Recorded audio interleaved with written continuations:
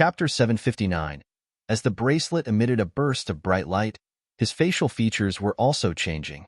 In the next instant, zing, he disappeared amidst the bright light. Appearing back in the middle of the city, Gustav was met with a huge shock. "Why are the skies dark?" he mumbled while staring at the skies. The blazing star-shaped pearl that was always situated in the northern part of the sky within the city was nowhere to be found. Is this an after effect of using life sign tracking? Gustav wondered after seeing the empty skies.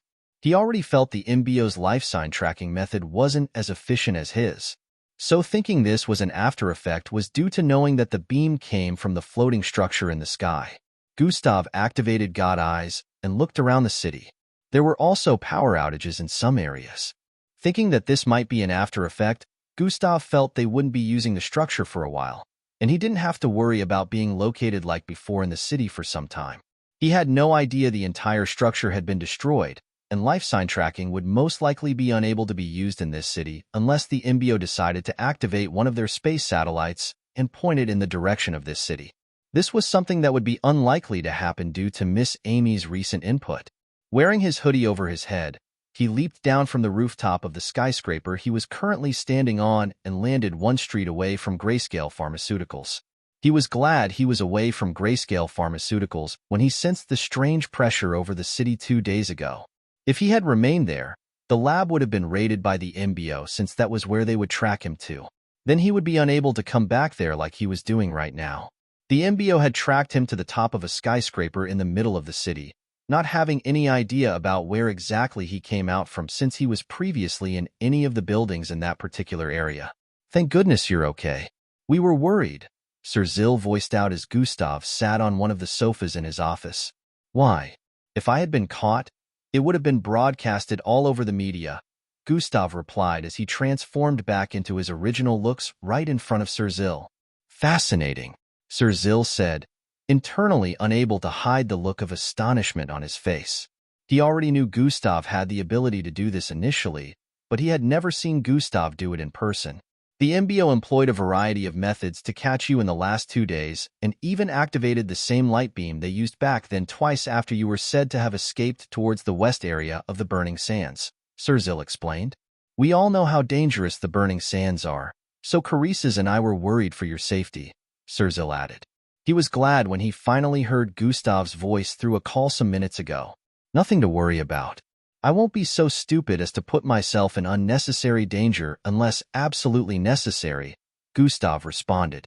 Serzel nodded before speaking once more. "On the bright side, they won't be able to use that technological device to locate you anymore." That's true. The city is dark at night now. It must be an after effect of using that power," Gustav stated. "An after effect? No, that's far from being the reason," Serzel corrected. "Huh, how do you mean?" Gustav felt Serzel's response hinted that he knew something Gustav didn't. "Something happened about 20 hours ago." Serzel went on to narrate how a powerful pressure descended upon the city, more powerful than the time the device was activated. In a few minutes, he had completely narrated the entire scenario of the structure being thrown down by a figure and how rock covered the entire sky in the city. "Why would that powerful figure destroy the artificial sun?" Gustav asked with a look of astonishment. He was also quite surprised the MBO hadn't done anything about it, and even though the media displayed the happenings, the person responsible for the deed was not displayed. The only thing everyone heard was, "Who gave you the permission to use that device on my student?" The powerful figure seemed angry. Serzel also had no idea who exactly the person was, just like everyone in the city, so he just narrated to Gustav exactly as it had happened. "Student?" Gustav's eyes widened. "Yes," Serzel confirmed. "Was it the voice of a woman?" Gustav proceeded to ask. "Yes, it was a feminine voice," Serzel said with a tone of certainty. "Miss Amy. It's gotta be her," Gustav instantly thought. "Do you know her?" Serzel noticed the strange expressions on Gustav's face and asked. "I think that's my teacher," Gustav responded. "Your teacher?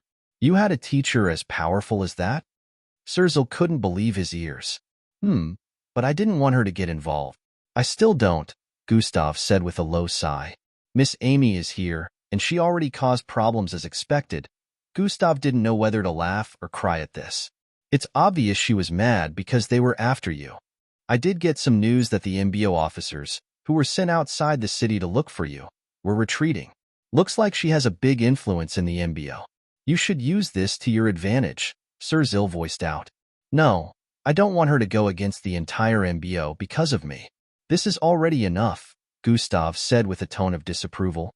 While Miss Amy would be able to pull such a thing off, this would cause tension between her and the MBOs. The world powers would be wary instead of being comfortable with her presence on Earth. Chapter 760. Gustav still had no idea why Miss Amy had agreed to wear a seal and work with the MBO, so he didn't want to cause problems for her. But, for all he knew, it could be for some important reason, and he didn't want things to be ruined for his sake since the consequences could be something even Miss Amy might not be able to handle. Okay, but are you not going to try and see her? Sir Zil asked. Not at all. I have to make sure she doesn't know I'm here. Gustav had decided to remain hidden. So, back to the plan. You know what I need, Gustav said, getting them back on track as to why he was here. Follow me into the lab, Sir Zil said while standing up from his seat. Gustav nodded and followed after him towards the personal lab. They arrived within, and Sir Zil moved towards the right side and tapped on a few holographic buttons. SSHHZZZ, a rectangular-shaped board shifted out of the wall beside them, and a fresh corpse could be seen laying atop it. Are you sure you can do what you mentioned? Sir Zil asked Gustav. Well, I've had the ability for a while but never tried it. Back then, I could only modify a little, but now that my bloodline has increased a lot in rank, I should be able to do more, Gustav said while moving towards the board. Are there any more? Just in case I ruin this one, Gustav asked. Sir Zil nodded and tapped on the holographic keys again. SSSHHHSSZZZ, SSHHSSZZ, SSSHHSSZZ. 3 more boards pulled out of the wall reveal 1 female and 2 male corpses. They were preserved well enough, so they didn't look like they had been dead for long when it was, in fact, the opposite. Gustav had no idea how Sir Zil got these corpses, but he didn't care about that right now. He was more concerned about performing the experiment he had to for his plans to be complete. He would have done this earlier, but his original bloodline had just returned to full power a day before he was almost caught by the MBO. Gustav pictured a look in his mind and placed his right hand on the forehead of the first corpse. 3 reddish glowing veins appeared on his arm in the next instant, traveling from his shoulder area down to his wrist and even appearing on his right palm. Flesh warping. Wasn't that the name the system gave it after I achieved the Falcon rank? Gustav thought as he concentrated on his original bloodline while trying to use this power. Gruffly, the corpse's flesh in front of him started to wriggle, and some parts of the body began to bloat. Oh, it's working, Gustav muttered as he opened his eyes. The right leg became longer than the left leg, then reduced in size, becoming shorter than the left. No, not. Humph. Bigger. Smaller. Rounder. Too flat. Longer. Gustav's voiced out as the corpse in front of him changed look repeatedly, but wasn't becoming exactly as he wanted it to be. The look of the body was slowly started to turn familiar as it changed from the original short and fat-looking man. However, the belly had bloated a whole lot, and Gustav was trying to reduce it right now. Medium-sized, he muttered. But then the belly completely decreased and even pushed inside like the owner of the body was malnourished. Other parts of the body were still wriggling as Gustav tried modifying them over and over again. Suddenly, bang, the body exploded into bits and pieces scattering all over the place. Gustav pulled back a bit and managed to dodge the rain of body parts and liquid spills from the corpse. I should have tried to learn how to use this earlier, Gustav thought out loud, but he also felt no situation warranted the need for this ability, and there was no one to try it on. He knew it would be dangerous to try it on a live human for the first time, not knowing what the consequences would be. He also could not just walk up to a mortuary and ask them to give him permission to experiment on the corpses kept there. That would be insane. This ability was attached to his genetic transformation bloodline, which, of course, was his original bloodline. Initially, according to the system's record, he could only change 1 or 2 body parts of a person to meet his desire. He could make a person's head bigger than its original size or slightly change the look of a person's face. Still, the ability was limited to just a little change. Gustav never saw the need for this ability, especially when it wasn't battle-related. His original bloodline wasn't the battle type, but shape-shifting had saved his life so many times, so he knew how useful it was. However, this particular ability related to morphing another person's look was the only one he never tried after unlocking it during his time in the MBO camp. Now the ability had become even more powerful than before after achieving the Falcon rank. According to the system, he could change an entire person's appearance using this ability. This meant he could make a person look like another person, just like he could shapeshift. Now the issue was he had no idea if it was something that could be controlled. Would it be temporary or permanent? What if he transformed a person's looks and was unable to make them go back to how they were? Or, what if he messes up the person's look while trying to make them look different, and he is unable to change it back? There were just so many ways making use of this ability could go wrong. It was practically godlike, but at the same time with so many unknowns. Now a situation where he could repeatedly try it out had presented itself, and on the first try, he completely destroyed a full human body. Gustav couldn't help but think, what if it was a living and breathing person? Chapter 761. Now a situation where he could repeatedly try it out had presented itself. On the first try, he completely destroyed a full human body. Gustav couldn't help but think, what if it was a living and breathing person? Obviously, it would have ended in disaster, just like he feared all those times. No ability could be perfected on its first use, and this particular one would screw a person up if he had tried it on them. Gustav moved towards the next body by the side and breathed in and out a few times before placing his hand on the head of this corpse, just like the last one. He pictured an entire person's figure in his mind and activated the ability once more. Reddish veins popped up on his arms as power flowed from his palm into the face of this corpse. First, the face began changing structure, followed by the body parts. Similar to what had happened the last time, one arm would occasionally shorten, then increase in length once more. The skin tone of the corpse turned a light lighter as sounds of wriggling continued to ring out. This continued for over an hour, and Gustav still hadn't modified the body in the exact way he wanted it to be, but he was still a little glad, seeing that he had made progress compared to the last one. Gustav stared at the body structure he had modified so far, and could say it looked half like the person he pictured in his mind, but if he was going to do this, he had to make sure it was completely accurate. Gustav now knew how this worked.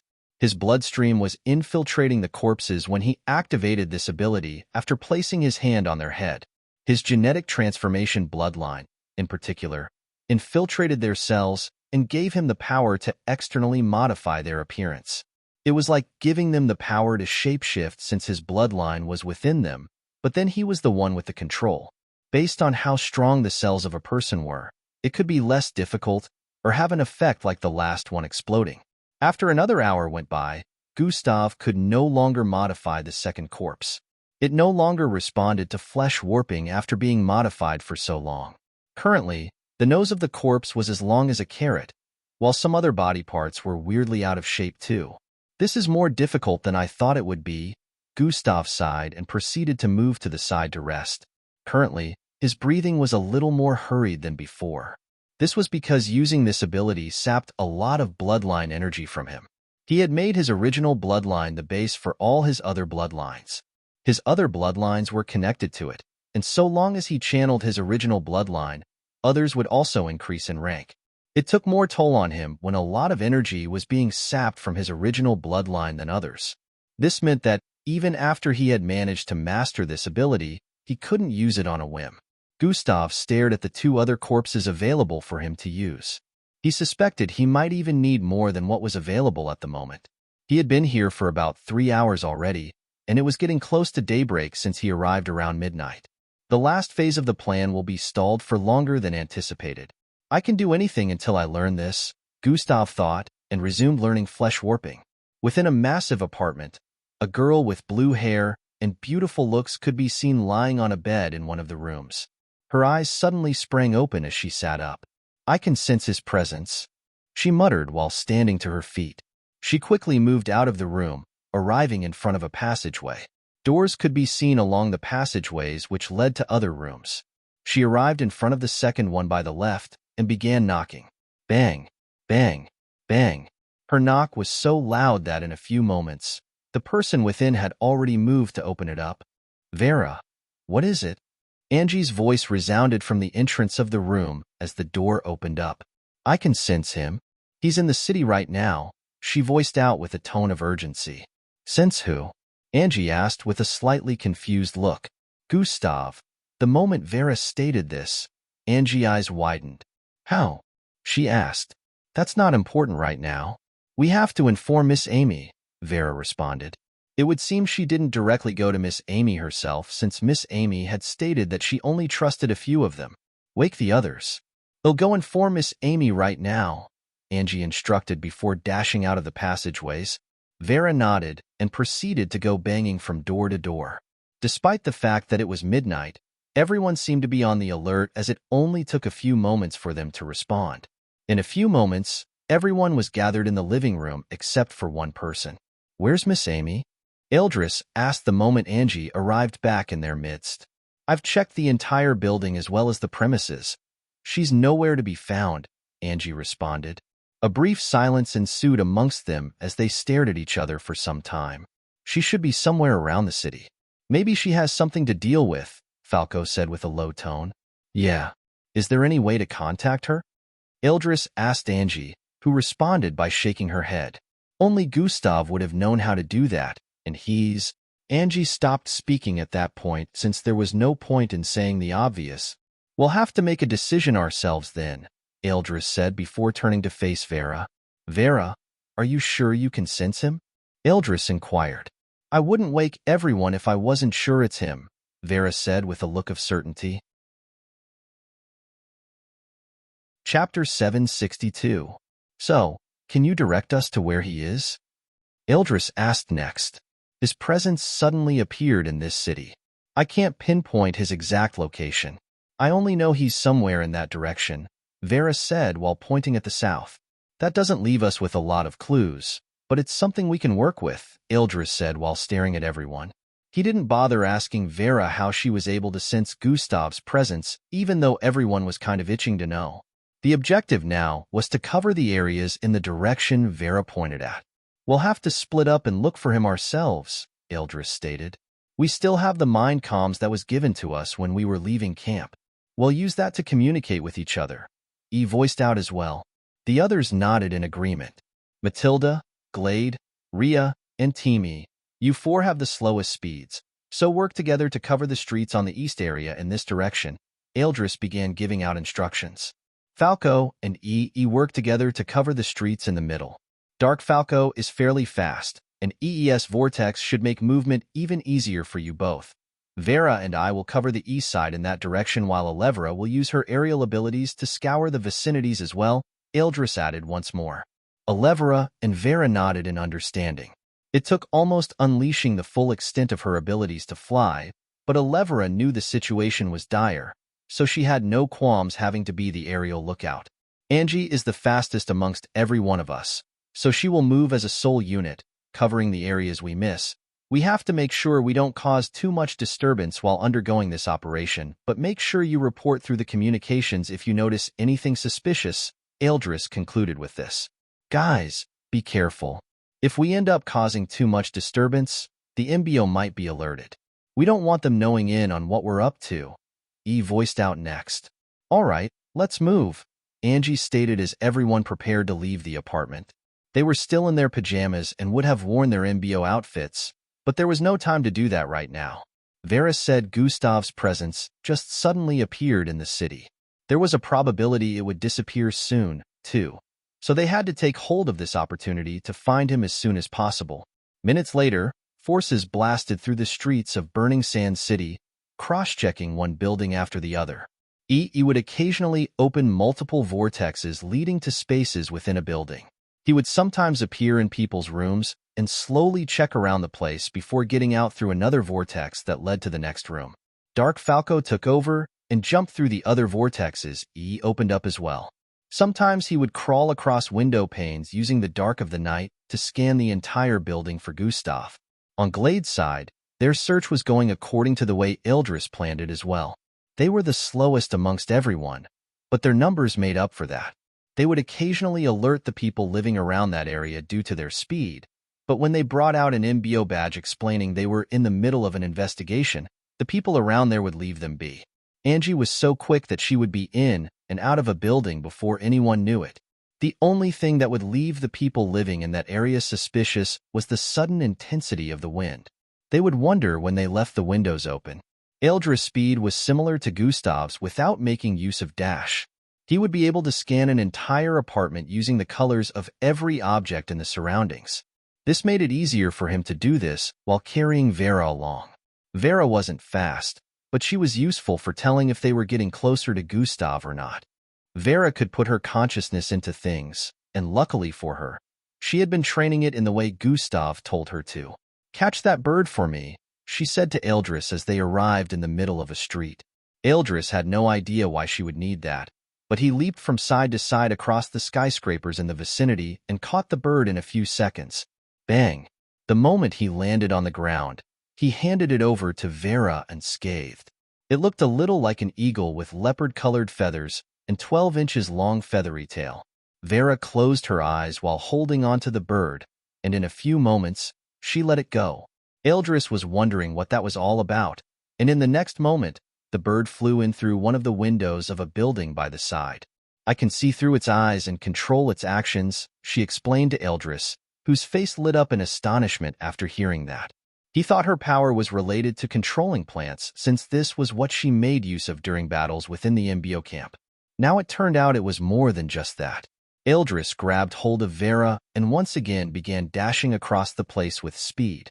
Vera covered her left eye to focus on the right, where she could see the bird moving within buildings. Her eyes caught hold of multiple weird acts going on in some rooms, but she didn't react to it since she was more focused on finding Gustav. "Already checked this one.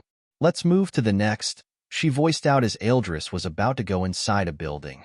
He nodded and proceeded to move towards the next. Up above, Elevera flew across the city with her forehead revealed. The large purplish eye on her forehead, pulsating with unknown energy, scanned across the buildings as she flew from place to place. The visual from the eye on her forehead saw through the buildings, making it easy for her to cover the area she was assigned. Chapter 763. The visual from the eye on her forehead saw through the buildings, making it easy for her to cover the area she was assigned. Everyone had a map of the city that displayed the streets that extended in the direction Vera had pointed them in. The moment any street in the Area A group was assigned had been cleared, they would communicate through the mine's comms to make sure Angie didn't have to check those places again. Angie was lowering the intensity of her speed on purpose so as not to cause too much commotion across the city. If this wasn't the case, it would only take her a minute to check every single space within a 200-story building. This search went on for over 2 hours, and it was almost 6 in the morning. If daybreak arrived, they would have to suspend their search. After making them settle in the apartment, Miss Amy had told them they had to be careful with their movements. Although she made the MBO stop with their search for Gustav in the meantime, beneath the surface, they would still covertly keep their eyes on all of them. Which meant the moment they found out they were onto Gustav, the MBO might try something sneaky. They would be followed if they weren't careful, so the moment daybreak arrived, they would suspend their search. "Can you still sense his presence?" Ildris asked Vera as they arrived at a rooftop. "Yes, we're getting closer," Vera said as they leaped towards the next rooftop. "Any suspicious sightings up there, Elevera?" Ildris asked through the mind comms. "Nothing at all. Everything seems normal," Elevera responded. "I'm closing in on a dead end. The other parts of the city in this direction extend towards the line you and Vera are covering," Elevera stated. "After covering the places in that area, come join us," Ildris stated. I just spotted a link to an underground passageway within a building.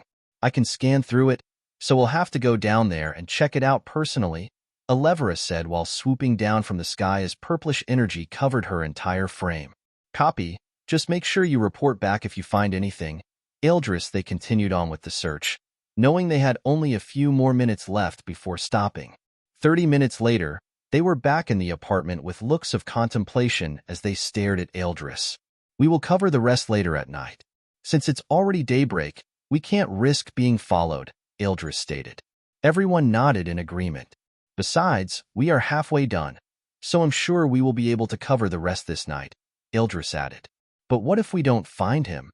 Glade voiced out with a look of worry. Varys said. Before Angie could complete her sentence, Glade interrupted. Yeah, Varys said. And we all trusted her without even questioning how she is able to sense Gustav's presence in the first place? What if it's a hoax? What if she's wrong, and we're just wasting our time searching in the wrong place? Glade questioned repeatedly. Well, Angie was unable to answer these questions, and some of them turned to stare at Vera. I just want us to find my rival. It doesn't matter if she's sure or not, Rhea voiced out next. At least it's better than just staying here without doing nothing, Timmy added as well. Come to think of it, we were all brought here so we could help them predict Gustav's mode of thinking, so they can find out his next move, or at least track him with the knowledge we provide of him. But none of us can actually predict his mode of thinking because Gustav does things in unpredictable ways, Falco said with a tone of admiration. Even if we were to provide them with any information, it wouldn't do them any good because no one can ever tell what Gustav is up to unless he reveals it himself. Haha, the MBO has no idea who they're dealing with. He chuckled lightly as he voiced out. He's probably planning a way to get himself out of this mess right now, but I'm sure the MBO thinks he's just running away aimlessly, Eldris analyzed with a contemplative look. That's not the point. How do we know we're looking for him in the right place? Glade voiced out once more. Let Vera tell us how she is able to sense him, so we know we're not following her blindly, Glade added. Are you saying you don't trust her? Angie asked. Has she given us any reason to? Glade questioned back. I think the better question is, has she given us any reason not to? EE voiced out next. I know she was really tight with Gustav cause they spent a lot of time together. I'm trusting on that, EE added while shrugging his shoulders. This also happened to be Eldris, Angie, Falco, and the others' reason as well, so they nodded in agreement. I don't have any reason not to help. I would die for him if I had to, Vera said with a passionate gaze in her eyes. The entire place turned silent for a while as everyone sneakily stared at Angie, wanting to see her expression. Angie tried to maintain her composure, but there was no denying that Vera's last statement made her feel a little unhinged. Anyways, let's just make sure to check the rest of the area by night. Angie cleared her throat before speaking. I think we should have someone, or a few of us, covertly check around during the day too. Who's to say Gustav will be in the city till night? Elevera finally spoke. She had analyzed from everything they had said that Gustav was unpredictable. If he suddenly appeared in the city, what's to stop him from suddenly disappearing too? Maybe we... What are you kids doing?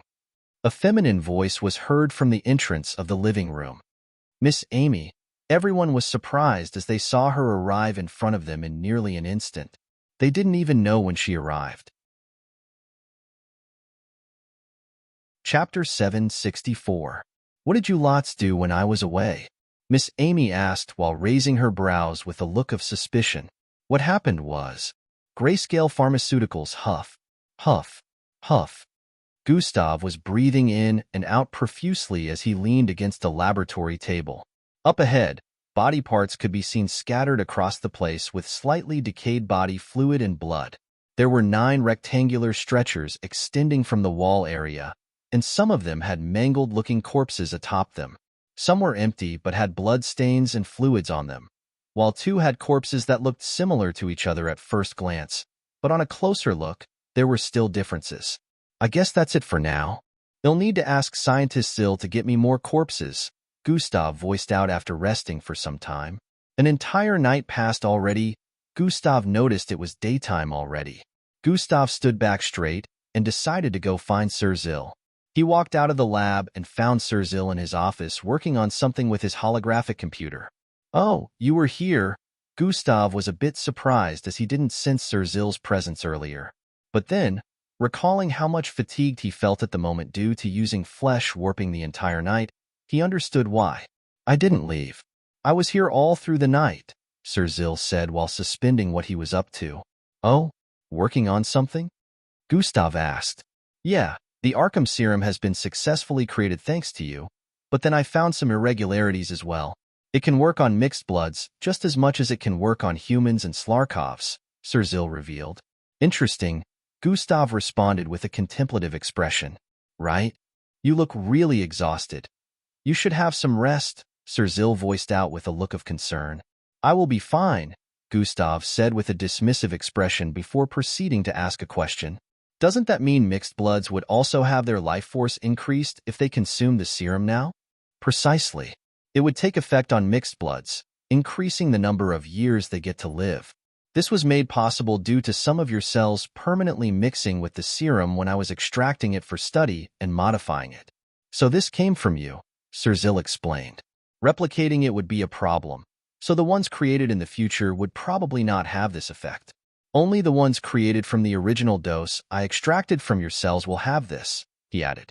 Hey, system, are you hearing this? I thought you said you isolated the serum? Gustav said internally. I did. But some of your cells which were initially insignificant reacted to serum and there was a chain reaction.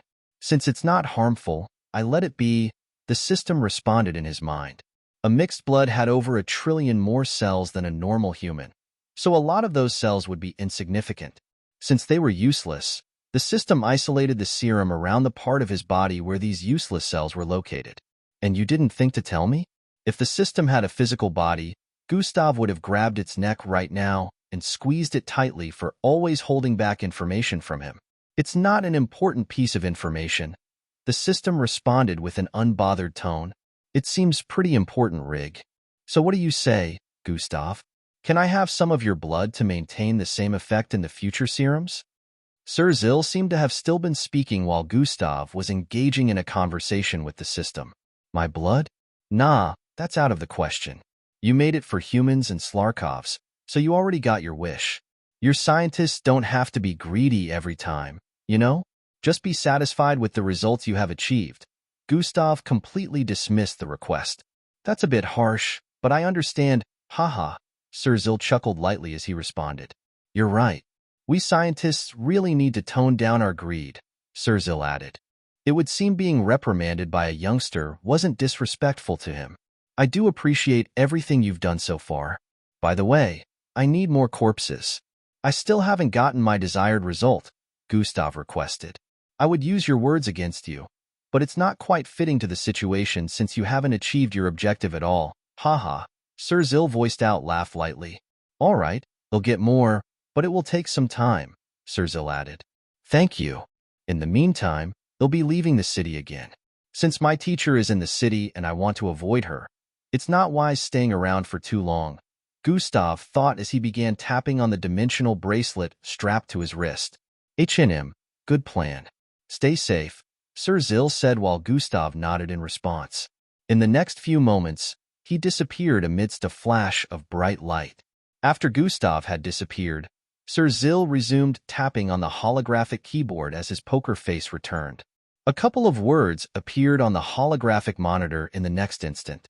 Cell replication procedure. His eyes squinted as multiple holographic images appeared all across the place. Are you saying he's in the city right now? Miss Amy's voice rang out as she stared at Vera. Yes, Vera responded affirmatively. The instant Miss Amy got the confirmation, her eyes lit up as she activated her second bloodline. I once marked him with my light empowerment bloodline, Miss Amy voiced out as her figure suddenly lit up with purplish light. She turned around after saying this and began walking towards the door. If he's within range, I just might be able to find him with. While speaking, Vera suddenly cut her short. He's gone. Miss Amy paused her steps as she heard that and slowly turned around. What? She voiced out with a piercing gaze. His presence. It just disappeared, Vera said with a slightly shaky expression. Chapter 765. His presence. It just disappeared, Vera said with a slightly shaky expression. The others in the living room stared at Vera as well with contemplative expressions. The purplish energy surrounding Miss Amy slowly died down as she began stepping forward. Are you sure? she asked as she arrived in front of Vera. Yes. Just a few moments ago. I stopped sensing his presence, she responded. Oomph. Maybe you never sensed it at all and just sent us on a wild goose chase. How is it that his presence suddenly disappeared when Miss Amy arrived? Glade voiced out from the side. He obviously left the city again. Did you forget that he wasn't initially in the city? Vera said with a slightly irritated tone. Maybe he never came back in the first place. I mean, Miss Amy could easily look for him better than we. But now you say he's gone when she arrives. Glade felt Vera was bullshitting them. It's okay. They'll still try to scan the city to see if I can find him, Miss Amy said before turning around to leave once more. They'll have an objective for the 10 of you when I return, Miss Amy said before leaving through the door. Glade saw this as an opportunity to argue with Vera again, but Vera just sighed and left her room. Everyone had felt how discontented Miss Amy was after Vera revealed that Gustav's presence had disappeared. It was without a doubt that she was disappointed. Angie and the others still didn't believe they wasted time in searching for Gustav all through the night, but they had to wait for Miss Amy's return so they would know the next step to take. If only Miss Amy was around during the night, Angie sighed as she voiced out loud. They all felt the situation would have been handled easily by her if she was available during that time, knowing all their strengths combined were not even a quarter of hers. What they didn't know was during the night, Miss Amy flew to the other neighboring cities. Although the burning sands surrounding the city covered a radius of more than 2,000 miles, Miss Amy had flown all the way across them to visit the cities beyond the burning sands. Of course, her objective was to find Gustav. He was suspected of having escaped to one of these cities since it was impossible to hide on the burning sands. It took her the entire night to cover 2 cities on the east and west sides of the burning sands. She didn't take the kids with her because they had just arrived, so she wanted them to rest up till the next morning when she could give them an objective, not knowing such a thing would happen in the middle of the night while she was away. Some of them stayed in the living room, while some returned to their rooms. They didn't have to cook since they were currently at a resort center where they would be served breakfast every morning. Within Glade's room, she sat down on her bed and brought out a small baby pinky nail-sized tool. After placing it behind her left ear, she tapped on the device. Dash, do you have a lead for us, Green Asset? She heard a voice in her mind. Yes and no. She responded. Dash, how do you mean? One of my teammates could sense Gustav's presence in the city earlier. I was going to point you guys in the direction, but then she said his presence just vanished. Dash, This is... How certain are you of the teammate's capability to sense his presence? I repeatedly clashed with her trying to get her to expose how she is able to pull it off, but she wouldn't reveal it. However, I am quite sure that she was being truthful due to her suspicious connection with Gustav back at camp. It's even more trustworthy when she doesn't want to reveal the secret behind how she's able to sense his presence, which was why I kept trying to get her to reveal it. Dash, interesting. This teammate of yours, you have to keep an eye on her. Understood. Dash revealed the location of Gustav's whereabouts when his presence was sensed in the city. She couldn't accurately pinpoint the location, but she pointed us in the direction where she could sense his presence. Dash, Reveal the areas then. His presence already vanished, so? Dash, it doesn't matter. I will send a squad to covertly look around the areas. All right then. A few moments later, Glade had given whoever was on the other side of the call the areas to cover. Dash, good job, Green Asset. You'll be up for a bonus soon.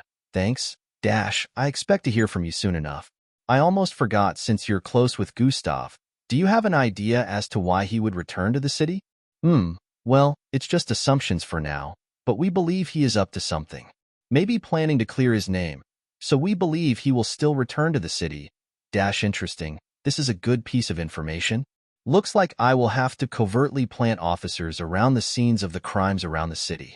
There is a possibility he will have to return to one of these places. That's a great. While Glade was responding, a knock was heard on the door. I have to go now. She quickly disconnected in the next instant and stood up from her bed to go answer whoever was at the door.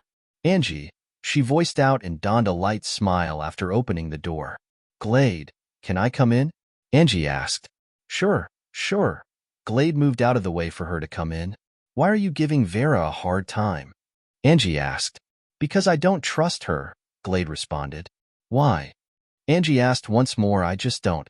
Okay. She's not originally a part of our group, Glade stated. Gustav spent more time with her than with me in camp, and he's the person with the biggest amount of trust issues I've ever met in my life. So I'm sure that counts for something. A wry smile appeared on Angie's face as she voiced out. Chapter 766. Also, just like me, Vera has feelings for Gustav. Angie's voice broke a little at the end of this sentence. Still, Glade was about to disagree again when Angie interrupted. Stop it. You wouldn't understand anyway since you've never had feelings for anyone. Angie lashed out with sudden annoyance. Everyone else, including you, is likely to betray Gustav rather than Vera. Glade felt like an invisible sledgehammer hit her chest as she heard these words from Angie. I know because I've seen that look in her eyes when Gustav's name is mentioned. I understand because I and her share a common feeling, Angie added. So I believe she's sincerely trying to find Gustav and wouldn't mess around like that. So just stop it. Don't pick on her anymore, Angie said before turning around to leave. Glade was left standing there speechless. She never knew Angie could talk to her this way. Thinking about it now, she realized that Angie had been changing since the incident at camp. Angie's words about betrayal stabbed deep into her heart, making her feel a variety of emotions within. She thought about everything she had done so far and tried to validate her reason for doing it. I need to watch out for myself.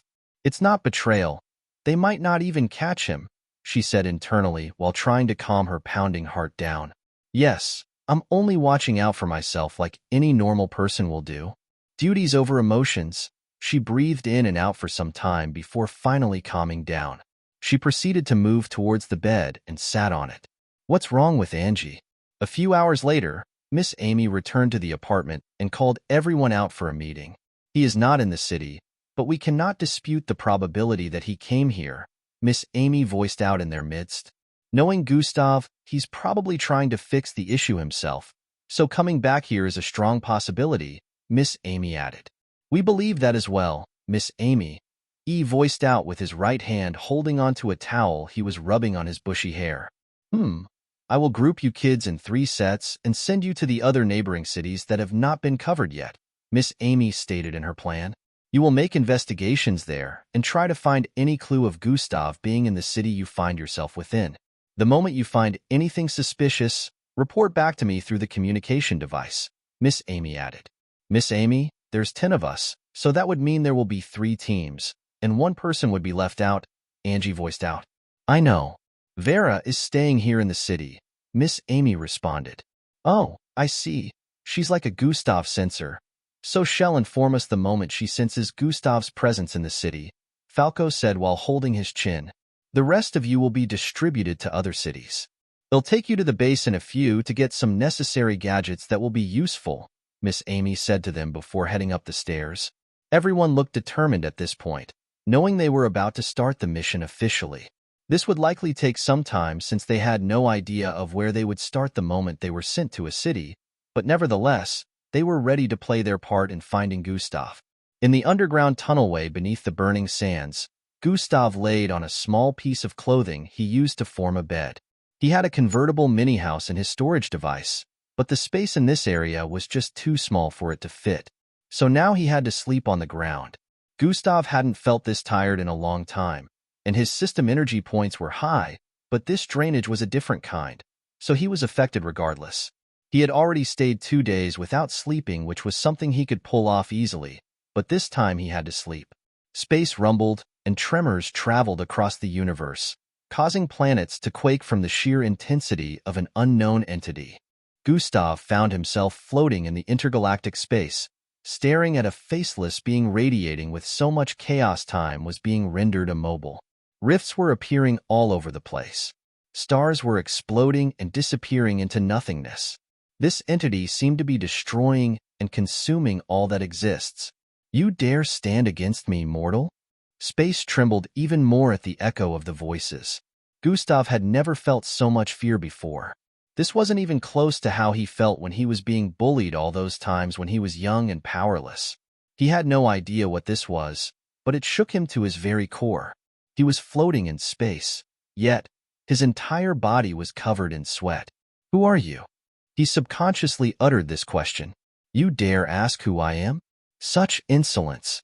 Disappear like the rest of your kind, you pitiful creature. As space trembled at the sound of this voice, a massive wave of dark and greenish-colored energy formed a claw that covered his entire line of sight. This claw was as massive as an entire planet and came crashing towards Gustav with such intensity, tearing the fabric of reality apart. Huh! Gustav suddenly woke up with sweat all over his body. Huff, huff, huff. He was breathing in and out intensely. A dream? Gustav came to this realization as he sat up. It felt so real, Gustav muttered. He had forgotten what the concept of dreams was supposed to be all about after not having dreamt for over a year. He forgot dreams were supposed to look real in the first place. What the hell? Why would I have such a dream? Gustav wondered, having read the theory of dreams in his high school days. Dreams were supposed to be a representation of your thoughts and desires during the day, but he had never thought of something like this. Neither did he desire to have such an encounter in his lifetime. Chapter 767. Dreams were supposed to be a representation of your thoughts and desires during the day, but he had never thought of something like this. Neither did he desire to have such an encounter in his lifetime. At least this was what Gustav's ideology about dreams and nightmares meanings. He believed you had to be scared about something before it could appear in your dreams, and what he saw in his dream was something that confused him because he had no idea what that was. Your thought process is flawed. The system suddenly voiced out in his head. What? Gustav exclaimed. Who said you could only dream of things you've had one form of thought or the other? There are times when people dream about things they've never thought about or seen too. It happens a lot, the system explained. The brain is powerful enough to create a fake reality of its own. It's just like how fictional writers create stories that don't exist. It comes from that brain of theirs which they use to create new realities, never seen or heard about before, it added. Oh, so my brain just created a world of its own not based on my experiences, thoughts, or things I've seen before. Interesting, Gustav mumbled. Precisely. Reality warping already exists, but then to manifest the power in the real world beyond our brain is where the difficulty is, Gustav added. Well, if you look at it that way too, you're not entirely wrong. The system was a bit taken aback by Gustav's sudden theory but found sense in it. Hey, I remember during my time with the Arcanade species in the underground prison they did mention that at the highest level of cosmic superiority, reality warping is a possibility, Gustav recalled back to during the MBO test phase. Just that no cosmic superior being has been able to achieve that in the last 5,000 years, according to them. The last one who did, mysteriously disappeared. Gustav was still amazed that the Arcanades knew a whole lot of information on this. Thinking about it, he realized that was how things would become with him when he began space exploration. The Arcanades he met had spent all their lives traveling across galaxies, so it was normal for them to have lots of information. Oh, they should only have 4 years left of their sentence. I wonder if they got it reduced a little since the last time. Gustav voiced out, recalling it had been a year since his encounter with them. Refer to Chapter 235. Gustav decided that if he ever needed information about things related to space that he couldn't find anywhere, he would find a means of visiting them in the underground mixed-blood prison again. I haven't even gone beyond the first stage of cosmic superiority yet, Gustav mumbled as he stood to his feet. He wondered how long it would take him to get to the 4th stage, since he has been stuck in stage 1 for a year. You better be grateful for your current improvement. You think it's an easy task to achieve cosmic superiority? The system suddenly voiced out with a tone full of distaste. Beings who have achieved cosmic superiority spend hundreds of years studying the abilities that accompany this state, as well as trying to improve it. The one who was last said to have achieved the 4th stage was alive for over 7,000 years before he did it, the system voiced out lengthily. Oh, I see, Gustav mumbled. One of his feats included saving an entire galaxy from being consumed by a star multiple times larger than the sun, the system announced. What? That's multiple times larger than the sun? Gustav was astonished to hear this. What exactly did he do to save them? The details to that are lost in time. It's been over 5,000 years now, but the records are still there, and the planets within the galaxy that was saved still worship him till this day as their beloved deity, the system stated. Gustav was still wowed thinking about it. The next thought that came to his mind was, can Miss Amy pull that off? Of course not. That's several levels beyond what can be achieved by even the said most powerful mixed blood on your planet. The system responded to his thought. Not one, not two, but several levels? Gustav voiced out. Yes, he is still said to be the most powerful existing till date, and no one else has come close to achieving what he did. But no one knows why he suddenly disappeared either, the system stated. Interesting. Doesn't this make the Earth weaker since there are beings out there who could come close to him due to the power of cosmic superiority? Gustav thought out loud. No, because none of the beings who have achieved cosmic superiority since after that time or before never came close to surpassing him in strength. Although your teacher and the other one known as the most powerful are way weaker than he was at his peak, they are still one of the most powerful forces in the universe currently. There are others as well who are only a few levels lower that would also be considered super powerful across multiple galaxies. This is what makes Earth a force to reckon with along with its technological advancement as well.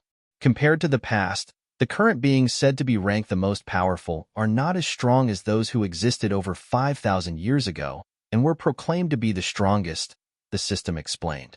This explanation made sense to Gustav, but then he wondered why the current ranking of most powerful beings wasn't as powerful. Was it because they did not achieve cosmic superiority? Or was it because of something else? Either way, he still knew that Miss Amy's strength was super impressive, since she was the youngest amongst a list where they were people who had lived multiple centuries. What was his name? Gustav asked. Chapter 768. The being who achieved the fourth stage? His name was Ehirian, and he originated from planet Chlarhan, 27 galaxies away from the East Star in the intergalactic space. The system responded. That seems very far away, Gustav muttered. Using modern-age spacecraft, it would take a month's journeying to get there, the system calculated. Oh, it's still in existence, Gustav voiced out. Why wouldn't it be? Well, who knows? Gustav thought of the Slarkov's incident and felt maybe they were the only unfortunate planet that experienced such disaster. Anyways, it's been over 12 hours already, Gustav said, and began tapping on the dimensional bracelet strapped to his left wrist. New quest has been issued. Huh? Gustav paused what he was doing as he spotted the notification pop up in his line of sight. Quest. Stay within the tunnelway for the next 24 hours. What? Gustav exclaimed after checking out the quest. What are you doing, system? Gustav asked while raising his brows. Who says I'm doing anything? As I said, quests are randomly generated. Sometimes, the girly voice of the system sounded all goofy at the moment, like it was messing with Gustav on purpose. Looks like you'll be failing this quest then, Gustav voiced out next and continued tapping on the dimensional bracelet. Why don't you check out the punishments first? The system proposed. Gustav decided to check the punishments for failing to complete the quest. Punishments.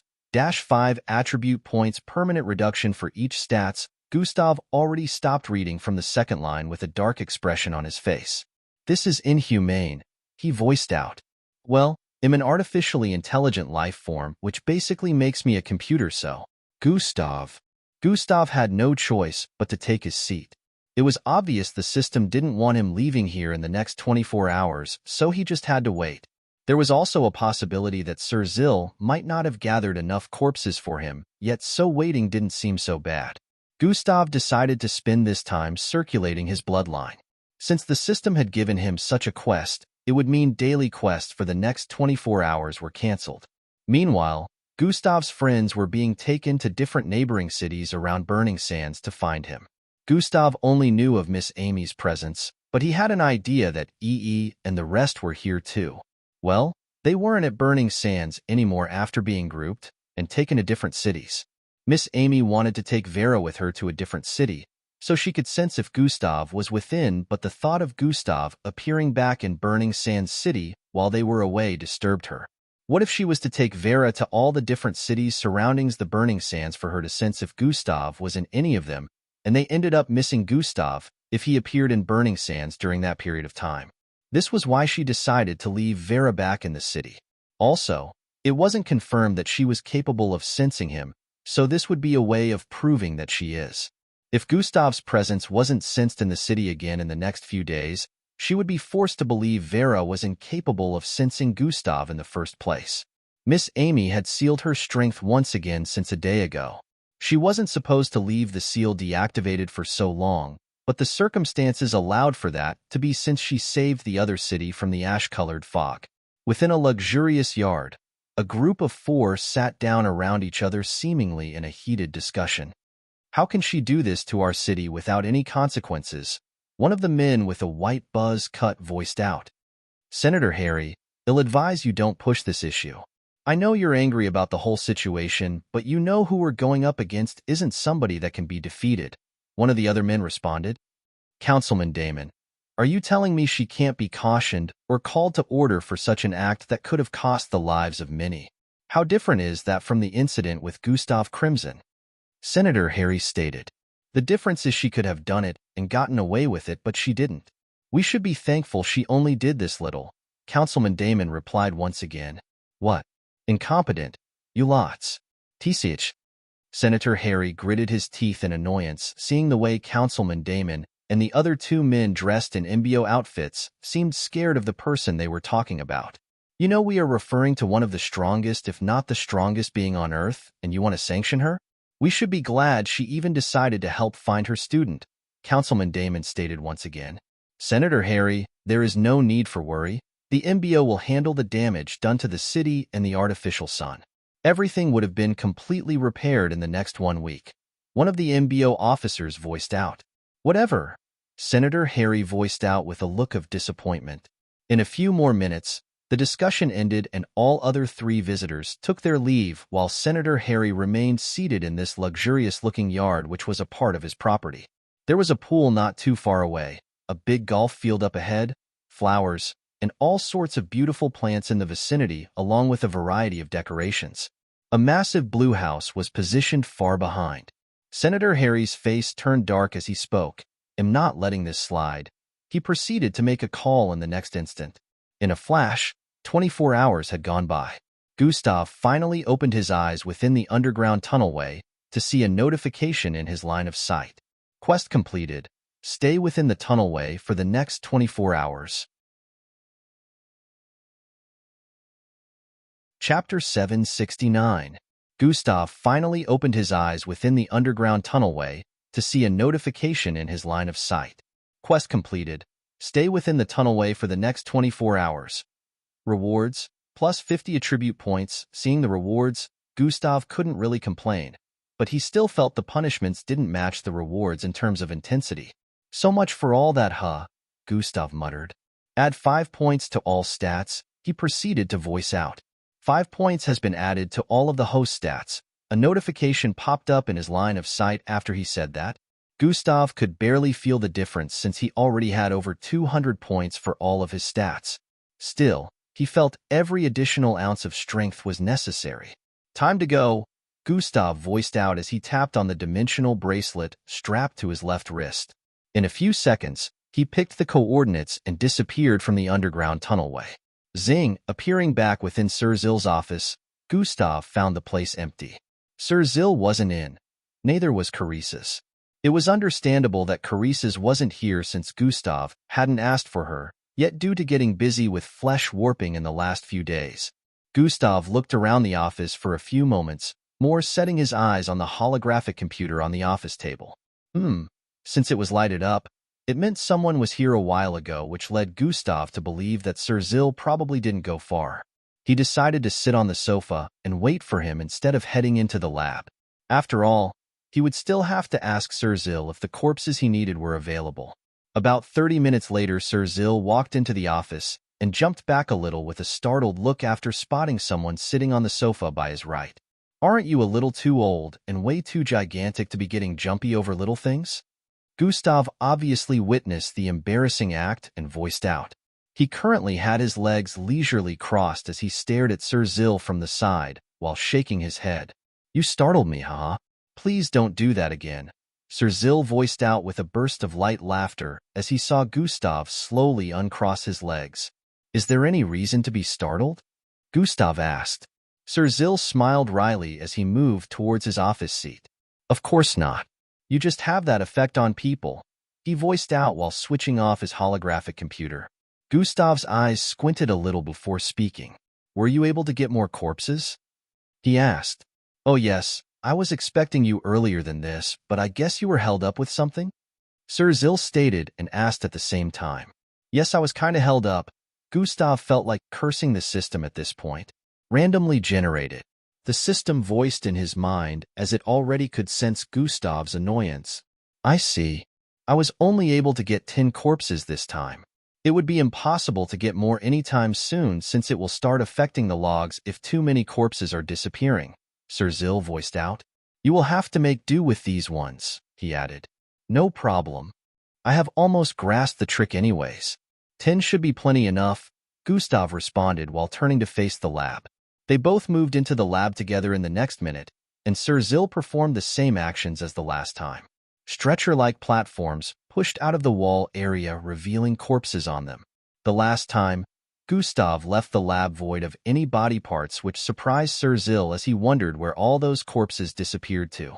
What he didn't know was that, after Gustav destroyed more than half of the corpses available and modified some to the point of no return, the lab was left looking disgusting. Piles of body parts scattered all across the place with blood and decaying body liquid. Gustav made use of atomic disintegration to get rid of every single corpse available. They were all disintegrated into nothingness, including the blood stains and other liquids. The only thing he was unable to completely get rid of was the stench, but Sir Zil seemed to have taken care of that. However, now that corpses were being revealed once more, this place was about to return to the state Gustav left it the last time. After a brief dialogue, Sir Zil left the lab to Gustav and went back to his office. Gustav wasted no time in beginning flesh warping once more on the first corpse. The last time he did this was almost 2 days ago. That time he had come close with the last corpse before it reached a state where he couldn't modify it anymore. He knew he was close to learning flesh warping, a point where he would be able to achieve the desired look he wanted for a corpse, but he still couldn't tell how long it would take. Flesh-wriggling sounds rang out in the room as he took his time in modifying the first corpse with a body image in his mind. Hours flew past, and before Gustav realized it, the night had gone by. Not caring about how long had passed, he remained focused on his goal. The lab at this point was already stinking because Gustav still made a few mistakes and caused some of the corpses to explode. In the next few hours, he was able to modify about 3 more corpses without causing anybody explosions, but not 100% to his satisfaction. He kept going at it for multiple more hours until he finally stopped. Gustav slowly removed his hand from the face of this corpse and moved back a little to examine it from different angles. I did it, he muttered as he stared at this corpse which vividly resembled the one he had been picturing in his head this whole time. He had finally successfully flesh warped a corpse to his desired look. Chapter 770. The face of the corpse looked quite handsome, but close to middle-aged with black lines on the forehead. A 6 feet tall frame and slightly cream-tone body color. The look of the person he had been picturing all this time in his mind was Ring Lord Vanisher. This was exactly how Ring Lord Vanisher's body looked. Gustav didn't have to strip anyone to rewrite his body to mimic theirs, because his bloodline made it, so that he could do all that the moment he stared at a person's face for the first time. Gustav would be able to mimic everything perfectly. The entire body structure, blood cells, and DNA.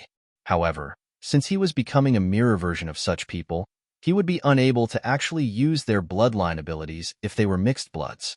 It wasn't that he couldn't use them, but the abilities would be insignificant and hold no actual power when he tried to make use of them. Now it was the same thing happening here. Sir Vanisher's corpse had been perfectly cloned. If it was tested for DNA and other things, they would not be able to find any difference between this and the original. But if it was a living being, it would be unable to use Ring Lord Vanisher, vanishing ability.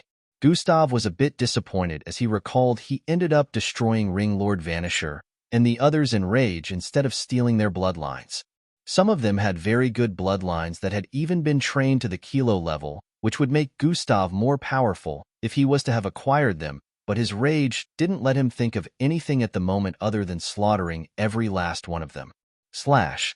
Gustav's palm, covered in milky light, suddenly came hacking down on the neck of the corpse, causing it to be severed. Now what was left in front of him was a headless corpse of Ring Lord Vanisher. The next phase of the plan can now commence, Gustav voiced out and sighed in relief as he moved about the lab to do a few things. By the time Gustav was done, he realized it was almost nightfall once more, and he had been in the lab for 2 days already. It really didn't feel like 2 days had already gone by since he was engrossed in flesh warping. Now that he finally completely won perfectly, he felt he could use it better now, but trying it on a living human was still out of the question. It is time to head to the other business district, Gustav voiced out to Sir Zill as he picked up the corpse and put it in a kind of bag. It was impossible to keep human-like corpses in a spatial storage device, be it alive or dead. It was possible to keep corpses of mixed breed in them, but not living ones. If a human-like corpse was forced into a spatial storage device, an alarm would be sent to the nearest authorities, pinpointing the owner's location. Gustav could create his own spatial storage without any of those restrictions, but he could only do so when Ultimate Combination Form was activated, so he had to use a bag. Be careful. They probably still have the whole crime scene being monitored, Sir Zill stated with a slightly worried tone. The area of impact is very large, which means the possibility of finding gaps is higher, Gustav responded while shape-shifting into a different look. I have also installed anti-monitor devices inside the bag, so it's impossible to tell what the content is if it is scanned from anywhere with scanning devices, Sir Zill added. After I manage to successfully plant this, the only part left to be played will be that of yours along with Carissa's and Marshall, Gustav stated. Thank you once again, Gustav added before walking towards the window by the left. Sir Zill nodded at him before he leaped through it. Gustav landed on the next street and began moving towards the nearest bus station. He was going to use public transit this time because making use of his speed might attract attention. There weren't a lot of people that could move as fast as he could. Gustav's plan was to arrive a few streets away from the premises and slowly make his way there on foot, not trying to arouse any suspicions. 6 hours earlier in the apartment Miss Amy and the others resided in on the day of their arrival. A beautiful lady with gray and blue-colored hair walked from place to place within the apartment. This was Rilia, the same lady who referred to Miss Amy as Lil Sis. The apartment happened to be empty at the moment after she checked the place repeatedly. She's not here, she voiced out through a communication device. Did you double-check? A feminine voice was heard from the other side. What do you take me for, Lil Sis? Even without checking, I could already tell this place was empty, but I still decided to do it. There's no way she could have just disappeared like that. It was already quite obvious that Miss Amy was the other person on the other side of the call. This place looks like no one has been in it for days. My guess is, she has been gone for over a day, Rilia responded. Maybe she went looking for him on her own. I'm heading back to the city. Try searching around the city for her. The instant this sentence was voiced out, the communication was disconnected. Lil Sis, Rilia was about to say something when the call got disconnected. So much for not wanting me to get in your way, humph. Rilia pouted in displeasure as she recalled Miss Amy's indirect threat the other day. She proceeded to storm towards the entrance with a look of displeasure. I have to find that Vera girl before she gets back, Rilia stated with a look of seriousness after arriving outside the house. Chapter 771. I have to find that Vera girl before she gets back, Rilia stated with a look of seriousness after arriving outside the house. She floated upwards with her bloodline energy and flew across burning sand city. Mixed bloods who had attained alpha ranks could fly, using their bloodline energy regardless of whether or not they had the ability before reaching that rank. The more powerful a mixed blood became, the more their access to a general range of abilities that wasn't related to their actual bloodline abilities. Rilia was able to use teleportation, which could affect herself or a third party if she wanted, but due to being an alpha ranked, she could fly too using bloodline energy. The second year of the mixed bloods in the MBO camp would mostly be related to training them on how to use their bloodline energy for other things than just their bloodline's abilities. One of them included how Miss Amy was able to inject her bloodline energy into the students back then and figured out the state of their channeling before they achieved the Zulu rank. In another location, a girl with beautiful blue hair was strapped to a stretcher of sorts and surrounded by a group of 4 in masks. A few wires were connected to her head through some weird sticker buttons planted to her forehead. Her eyes were currently opened, but unlike regular people, it was devoid of fear and emotions. She just stared at them with a straight face. "She's not saying anything," one of them voiced out with a mechanical tweaked tone. From the body structure of the person that had just spoken, it was obvious that she was the only female in a group of males. "She caught on already. She won't give us any more information if we ask.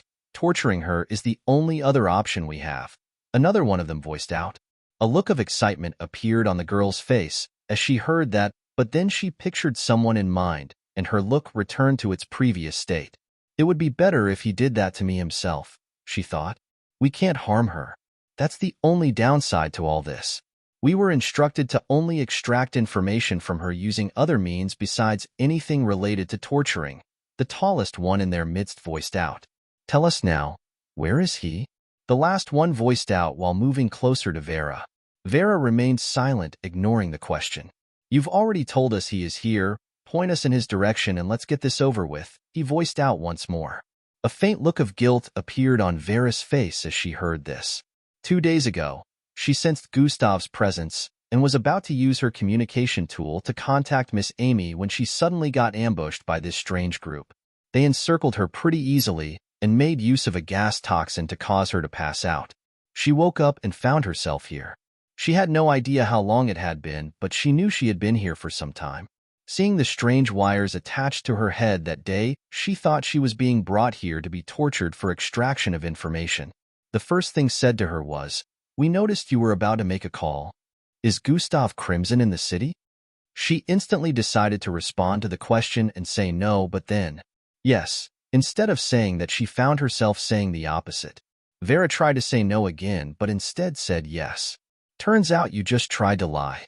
So Gustav Crimson is in this city." One of them responded with a light chuckle.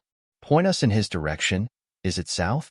This time Vera ignored the question, knowing she would be unable to control her tongue. "Tell us. We will dig out your flesh and put electrocuting clips in them." They kept threatening her and telling her to give them a direction, but Vera ignored them. This had been going on since she awoke, and never voiced out a thing since then. The wires on her head didn't actually compel her to tell the truth contrary to what she thought. It only made her say the opposite of whatever she voiced out. They knew the first thing she would try to say would be a lie, which was why it worked so well, as if it forced the truth from her mouth. If Gustav's direction was in the north, most people would want to lie and say south if they didn't want to be truthful, since it was the opposite direction. Now, instead of saying south, they would end up saying the true direction, which was north. Of course, if a person figured out the trick to the machinery at work, they could fool the group, but Vera had no idea that this was the case. She only knew the machine compelled her to say what she didn't want to reveal, which made her think it was like a truth device. Keeping shut was the best option for her. One of them brought out an electric rod and pointed it in her direction. "I don't care. I will hurt her now if she doesn't spill," he said while moving closer to her. Ziui, the door on the back left corner, suddenly slid open and a man walked through. "What are you doing? This isn't why I asked for her to be abducted." This man had a white buzz cut. "Senator Harry, now relax.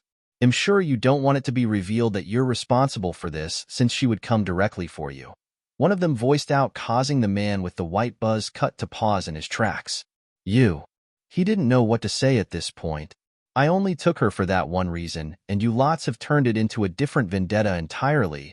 Senator Harry had a look of dissatisfaction as he voiced out.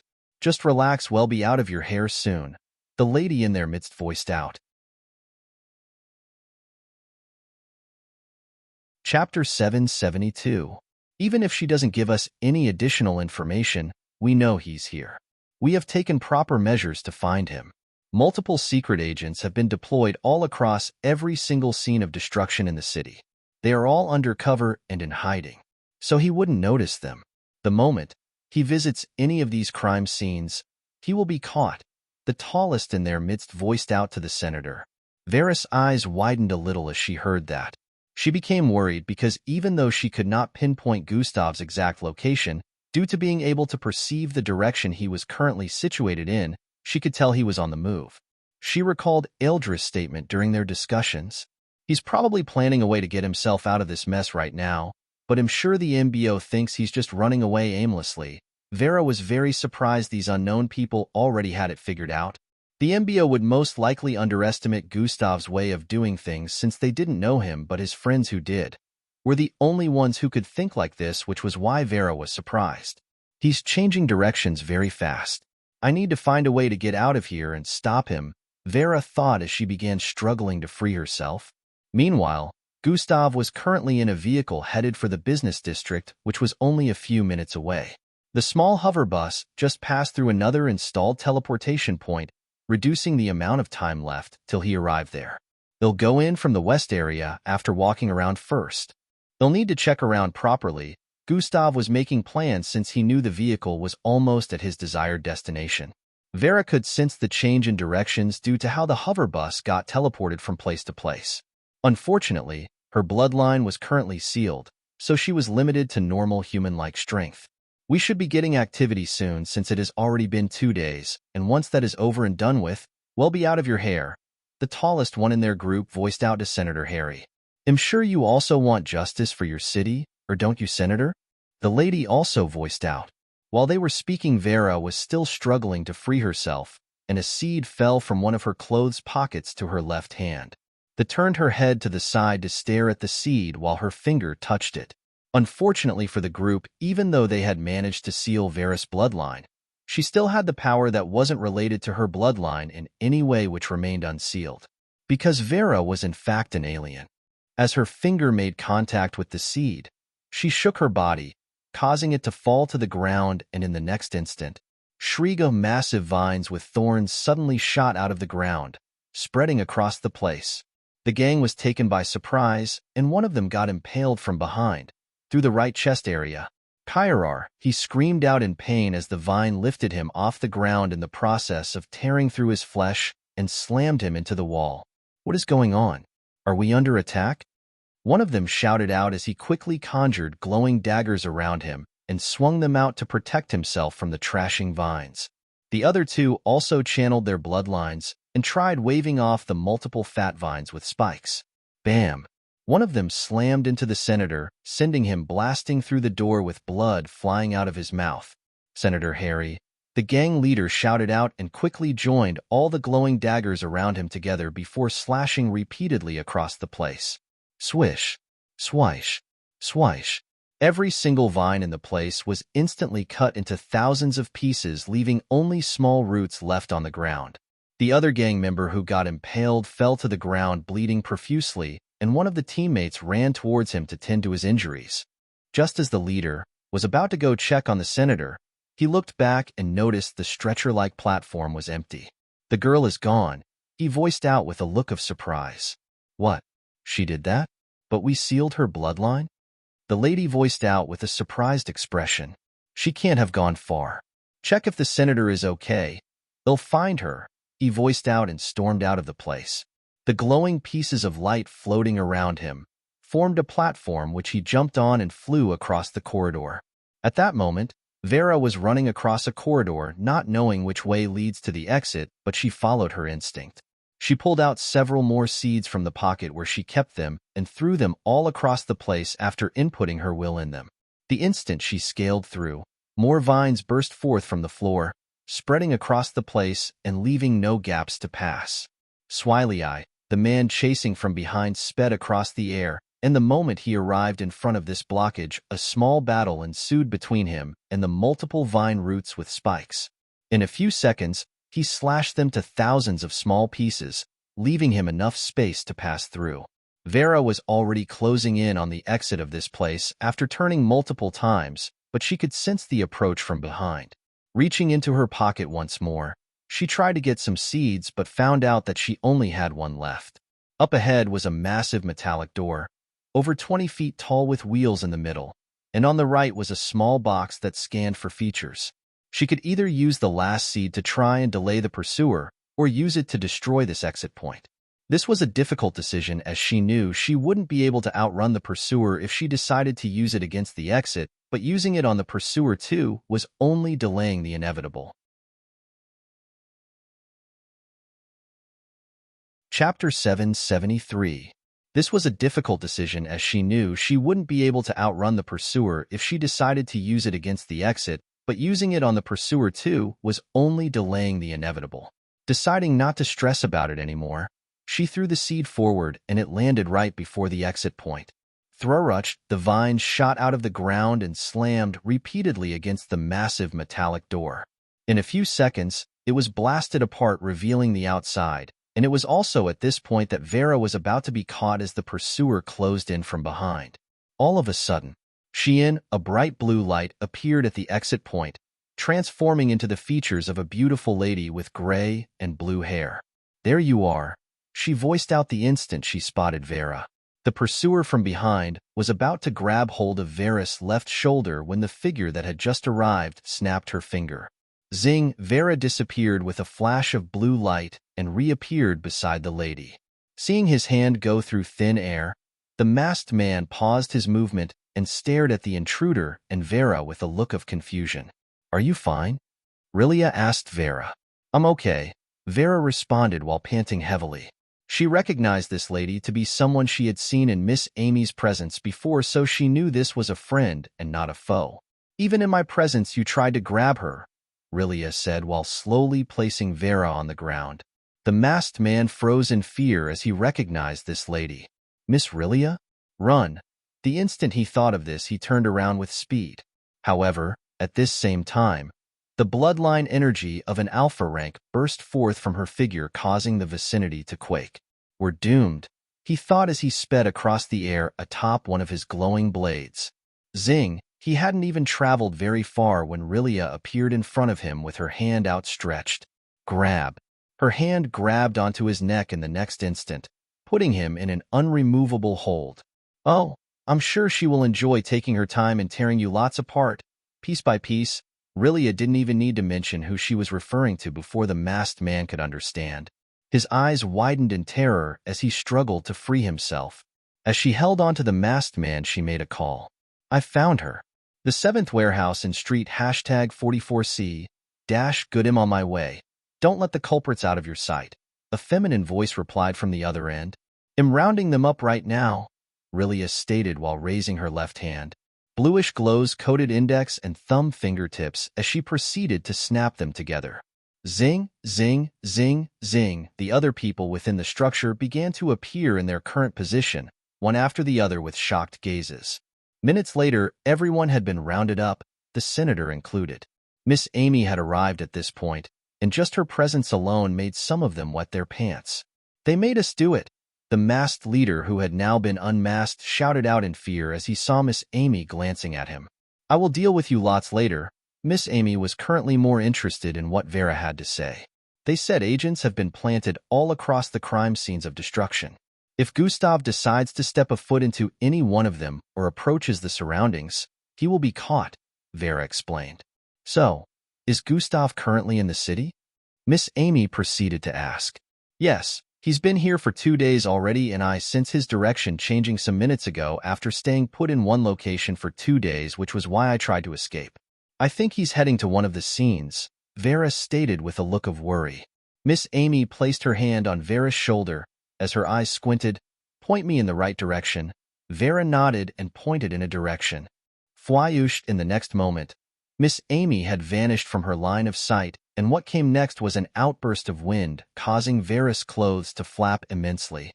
"I guess he's more important to her than torturing these idiots right now," Rilia said while staring at the gang of 5, all tied up together.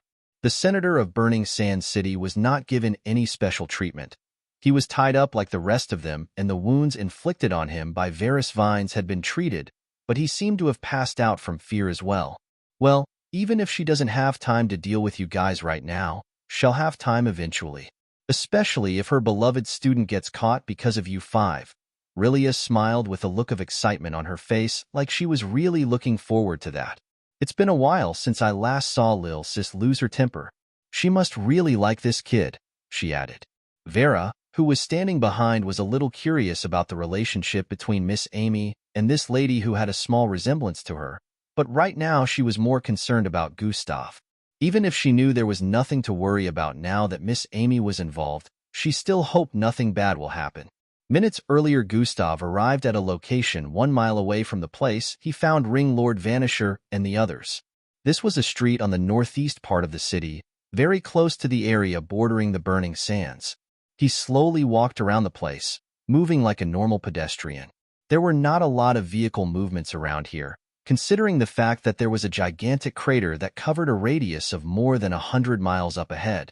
The scene of destruction still had a kind of barricade around it, preventing movement across that part of the city, so vehicles would barely be seen moving around this area. Chapter 774. However, people still lived around here, so it was normal to see pedestrian movements way more. Gustav kept observing the vicinity as he walked across the street. The WG district was where he destroyed the last time. It wasn't exactly like the business district he stayed in when he first arrived here, but there were a lot of factories and warehouses in that area. Underground platforms were there too, since they belonged to the 3 ring lords. This area behind it happened to be a normal neighborhood where people lived, so there weren't a lot of tall buildings to be seen around. Gustav walked till he found a fairly tall building. It had about 30 stories. He looked around the place to be sure no one was watching him and found his way to the rooftop. A few seconds after arriving at the rooftop, Gustav proceeded to activate God Eyes. His eyes turned crimson and green with a hint of gold in the middle as he peered into the distance. Gustav's eyesight phased through multiple structures up ahead and one more street before it arrived at the former WG district area. His eyes scanned across the barricade surrounding the massive crater that spanned for up to 100 miles radius. It turned out that the land hadn't been filled out yet, and new construction had not begun. Gustav guessed this was probably since it had only been about 3 weeks since the incident occurred. He could only see about 4 to 6 officials positioned around the outer perimeter of the crater. They were patrolling around it, and Gustav could see multiple gaps where he would be able to infiltrate through since the crater covered a large area.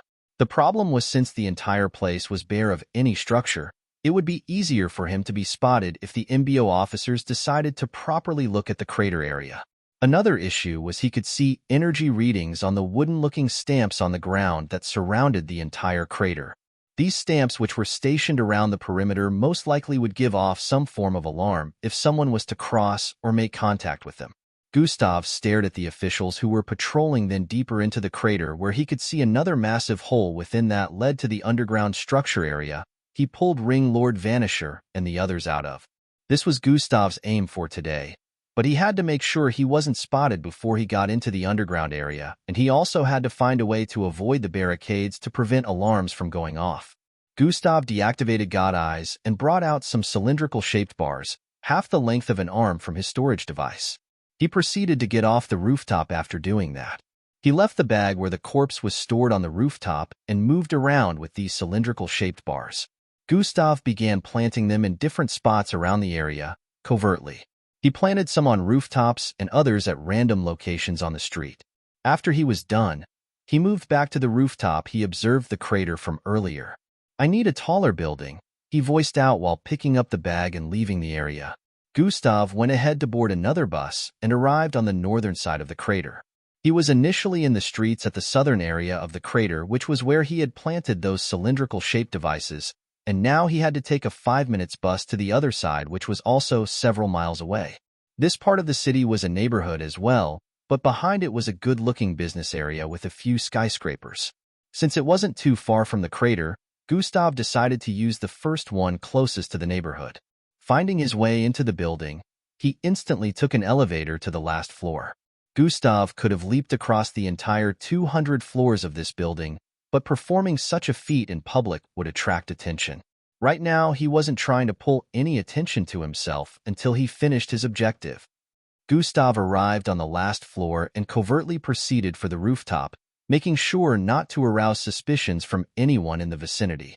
He currently had black skin with bushy hair and casual wear on his body, so he looked like your regular citizen, even though he was carrying quite the long bag. Gustav arrived on the rooftop and quickly moved towards the edge by the left. His eyesight scanned across the place as he activated God Eyes once more. It phased through across the multiple buildings in the neighborhood, arriving at the crater area and then at the hole he was aiming for. Calculating his distance from the hole using God Eyes, he found out that he was currently 278 miles away from the set location. He was currently over 3,000 feet high above the surface of the ground, but the distance between him and the location he was aiming for was close to 16,000 feet away. It was distant enough for none of the officials over there to notice him, but this was a distance he had never covered before with what he was planning in mind. Combination has been activated. Mutated Bull plus Demonic Bunny plus Blood Wolf plus Savrina Serpent plus Solar. In the next few seconds, Gustav had transformed into a menacing-looking creature with glowing white eyes, purplish and golden-colored scales covering some parts of his body, and a muscular-looking 9-feet-tall physique. He had once more made use of the ultimate combination form. I should fall straight from above as I drop directly from the sky above the crater. I need to attain a way higher height for this to be possible, Gustav thought out loud as he stood a few feet away from the rooftop ledge. Gustav knew this form could only be maintained for about a minute, so he had to get into the hole as soon as possible to avoid depleting his energy completely before his task was finished. Chapter 775. Gustav knew this form could only be maintained for about a minute, so he had to get into the hole as soon as possible to avoid depleting his energy completely before his task was finished. Silent Advancement has been activated. Gustav activated Silent Advancement while in this form and proceeded to soar into the sky. THHRRHHH, he barely made any sound except for his takeoff as he flew across the air, ascending with immense speed. 4,000 feet, 5,000 feet, 6,000 feet, 7,000 feet. Gustav counted the number of feet he had ascended as he kept flying upwards without changing trajectory. His speed was so insane that he was crossing 3,000 feet in a second. If Silent Advancement wasn't activated, his body cutting through the sky would have been making a loud noise. 15,000 feet, 16,000 feet. Gustav was also able to calculate the height he had scaled in the sky due to God Eyes still remaining active while he flew. 17,000 feet. At this point, Gustav paused his ascent and floated in the air for a moment. This height is good enough, he thought. At this point, his body was deep into the clouds and completely camouflaged by them. Even when he crossed the 10,000 feet height, this was the case, but he wanted to make sure he was deep in the clouds before making any move. Gustav's eyes peered through the thick clouds arriving and descended at a fast pace, arriving at the surface of the neighborhood beneath. Shifting his eyesight a bit, he arrived at the crater area and then above the hole he was aiming for. He calculated where he had to be before he began his descent and quickly flew towards the front. After flying a few feet towards the front and moving left again, Gustav looked downwards. He nodded after seeing he was in the right spot and held onto the bag in his hand in front of himself.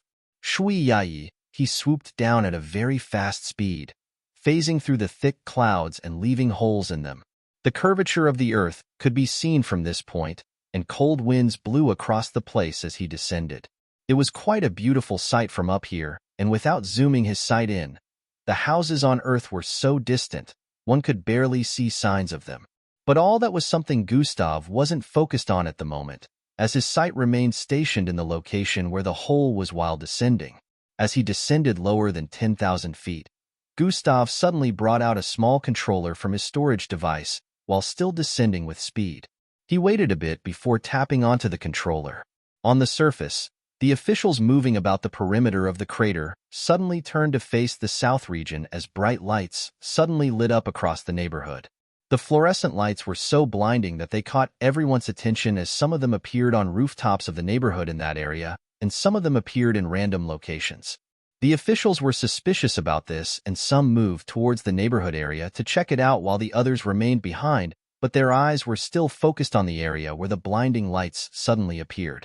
Zuwoon, Gustav's figure descended from the sky so fast that it looked like a line and instantly phased through the hole within the crater. No one noticed him at this point in time, due to their attention being drawn by the lights that suddenly appeared in the neighborhood where Gustav had planted those cylindrical-shaped bars. regardless of the activated silent advancement. A small whooshing sound still rang out after he blasted through the hole due to his speed. This caused the officials to look around for some time with suspicious looks, but the deed had already been done. Gustav had already infiltrated the hole. The blinding lights in the neighborhood ahead slowly began to die down at this point, and the official that moved to check could only see the cylindrical bars planted in several spots. "What the hell are these?" one of them voiced out as he picked some of the bars up. "Probably some kid messing around," the female cop voiced out while looking around with a slightly annoyed glare. Some kids were actually playing around in this area, and they all stared at the cops while shrugging like they had no idea what was going on. But of course, the cops knew kids were likely to lie after performing a naughty deed, so they only sighed and turned around to move back to their positions around the perimeter. Suddenly, a few people dressed in casual outfits surrounded the cops before they could move any further. They were so organized that the cops found themselves surrounded before even setting their eyes on every one of them. "What? Who are you, people?" the lady voiced out while reaching for a small device strapped to her waist. Try. It changed into a blue-colored gun, 4 feet long gun. "Disarm yourself. We are not here to cause trouble," one of them voiced out while bringing out a badge and passing it to the lady. She collected it and stared at it with a confused look. "MBO? You're MBO officers?" she asked. "Yes, we're undercover," the male MBO officer replied while collecting his badge back. "What's going on?" the male cop asked with a suspicious look. "We believe Gustav Crimson has infiltrated the crime scene," the male MBO officer voiced out. "What? That's not possible. We've been keeping an eye out all through, and the alarm hasn't gone off, so there's no way he would be able to successfully infiltrate," the female cop voiced out. "We believe what had just happened was his doing to cause enough distraction for him to remain unseen," the male MBO officer stated once more. "That's impossible. Our colleagues are still there and no alarm has gone off." The female officer was still finding it hard to believe them. Chapter 776. Why would he want to come here when he's wanted? "By any chance did you guys spot him?" the male cop asked. "We have long received intelligent information about Gustav's Crimson planning to return to one of the crime scenes, and no, we didn't spot him. We're only acting based on instinct now and what just happened," the MBO officer stated. "Besides, it's Gustav Crimson. He caused so much destruction in a big city like this, evading the pursuit of multiple officers of high rank. Underestimating his capabilities at this point would be sheer stupidity," he added. Both cops had looks of contemplation on their faces as they heard that, realizing that the MBO officer was making a lot of sense. "Join us in searching the area for him. I have alerted the other MBO officers. Some of them will be arriving soon to join us," the MBO officer voiced out before proceeding to move along with the other MBO officers. Meanwhile, Gustav had already deactivated Ultimate Combination Form the moment he dropped into the hole. The hole extended as deep as 1,000 feet due to having multiple underground structures built within. As Gustav landed at the bottom, he could see that unlike the last time he was here, the place had been cleared to a certain extent. He had caused the underground platforms to collapse on the day he caused so much chaos in the city. He was destroying everything in sight, so this place was pretty much packed up with debris and collapsed pieces of solid materials. There were still some of these in the vicinity, but it mostly had been cleared, and Gustav guessed it was probably due to the officials coming down here to investigate.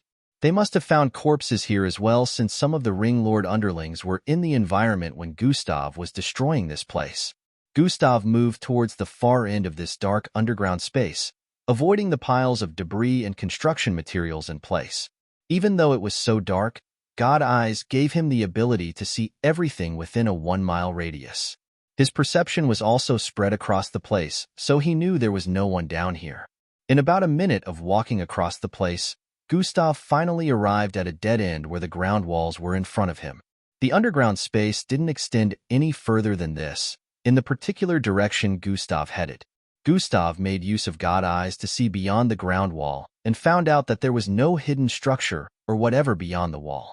It was just sand and dirt, precisely like how things looked beneath the ground surface. He proceeded to drop the bag in his hand as his palm lit up with milky-colored light. Atomic manipulation has been activated. He placed his palm on the wall in the next instant. Fyi, the milky-colored light spread from his palm across the wall as he poured more energy into it. Shriri Thai, a wide hole began forming on the wall that was massive enough to contain two people walking side by side as Gustav walked in with his hands still placed on the wall while pushing forward. The more he moved forward, the deeper the hole became. It looked like he was pushing the wall farther with his palms placed on it, and at this point, the entire place was covered in milky-colored energy. Atomic manipulation was not just a bloodline that could disintegrate atoms, but it could also manipulate them. Gustav was currently making use of another ability related to atomic manipulation besides disintegration. He was practically changing the structure of this place from a subatomic level without having to cause any destruction. He was creating a new place underground, manipulating the atoms. On the surface 1,000 feet high up, the place was already crawling with MBO agents who moved across the massive crater. The crater was up to 100 feet lower than the normal level ground, so the moment they jumped in, seeing the surrounding parts of the crater became impossible. The cleared space on the surface of the crater covered up to 100 miles, so it was a lot of space to cover. The MBO agents spread out and covered different corners while giving reports of whether or not the area they had checked was empty. The cops joined them as well to search the area, and more MBO agents dressed in casual outfits were arriving on the scene. Gustav hadn't noticed these people when he was about to embark on this objective because they had disguised as normal citizens. While making use of God eyes, he was supposed to be able to tell when he noticed powerful mixed bloods in the vicinity, but they were well disguised that even their bloodline energy was concealed. Besides being able to tell that there were mixed bloods in the vicinity, their levels were lowered, so he just felt the ones he spotted were normal mixed blood citizens. They had come well prepared to hide from Gustav spotting them. From the looks of things, they even knew about God eyes. Squad leader, I can't find anything around here except for the hole. One of the MBO officers voiced out through the communication device.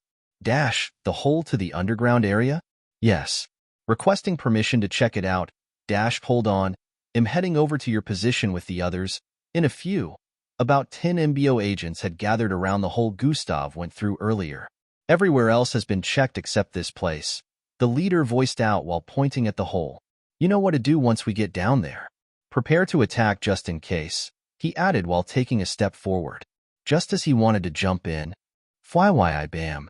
A figure suddenly descended from the sky with speed and landed behind him. Kierare, the other MBO officers in the vicinity, were blasted across the place from the force of the descent.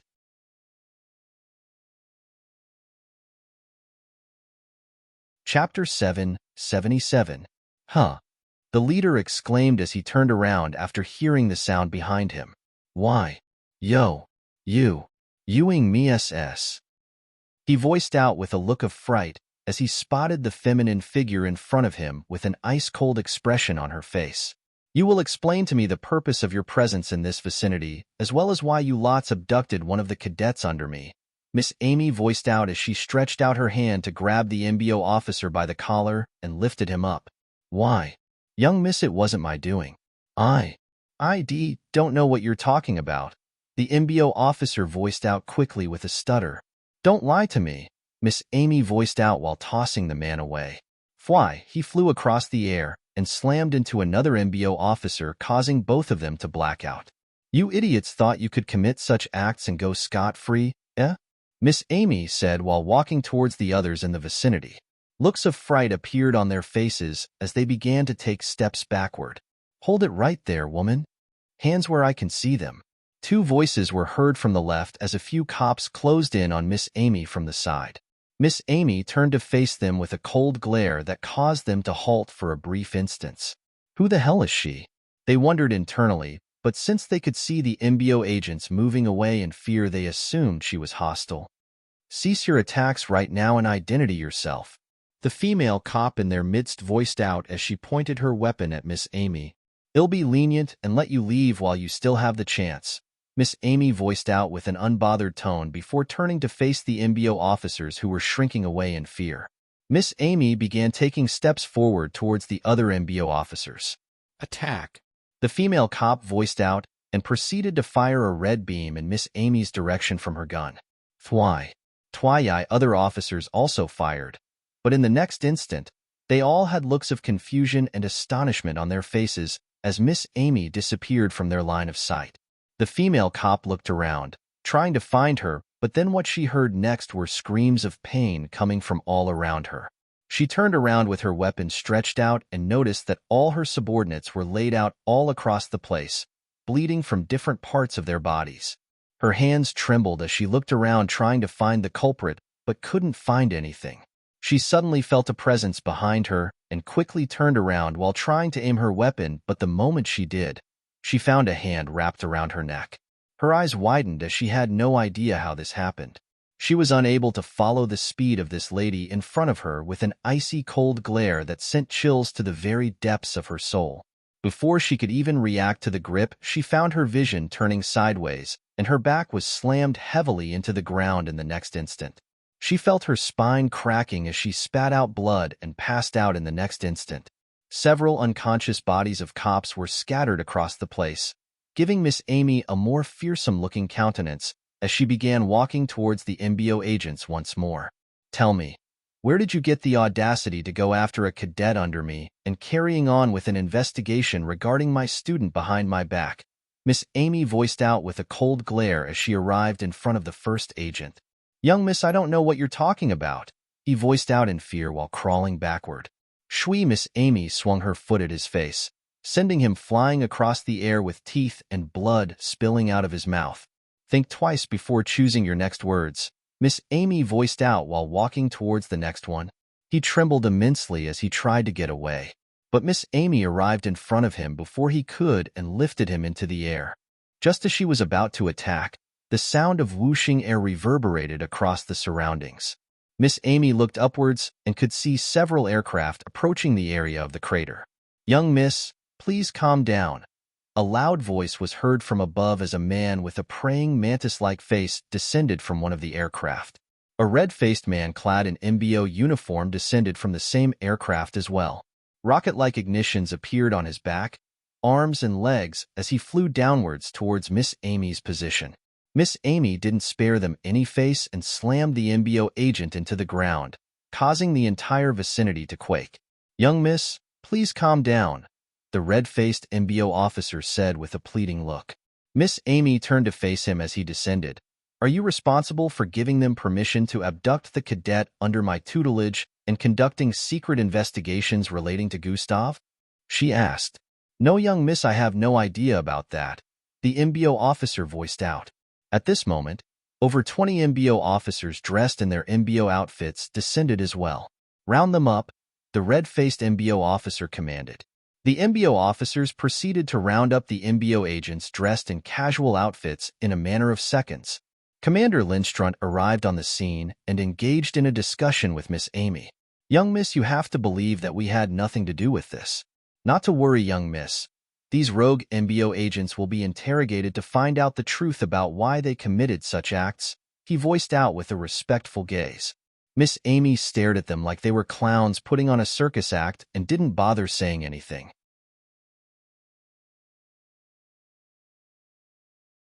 Chapter 778. That being said, we did get an alert that Gustav Crimson was in this area. So, young miss, if you'd permit us, would like to check the hole, Commander Lindström stated. Miss Amy squinted her eyes at this point. "Are you in charge of the investigation, or am I?" she asked with a threatening gaze. "Of course, it's you, young Mississippi. We just wish to assist you in finding your student. We feel it wouldn't be very sensible not to at least check after getting the information about his presence in this location," Commander Lindström voiced out. "You do want to find him, don't you, young miss?"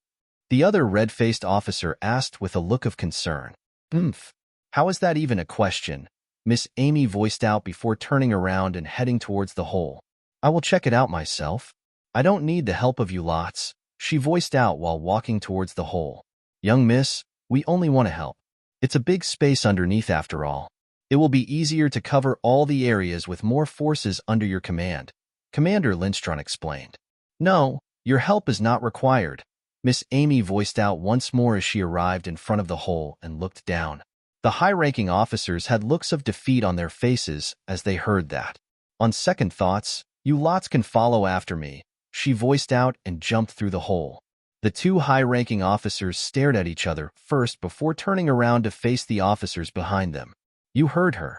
Head for the hole and conduct a search for Gustav Crimson, Commander Lindström voiced out. Yes, sir. The MBO officers chanted in unison and moved towards the hole as well.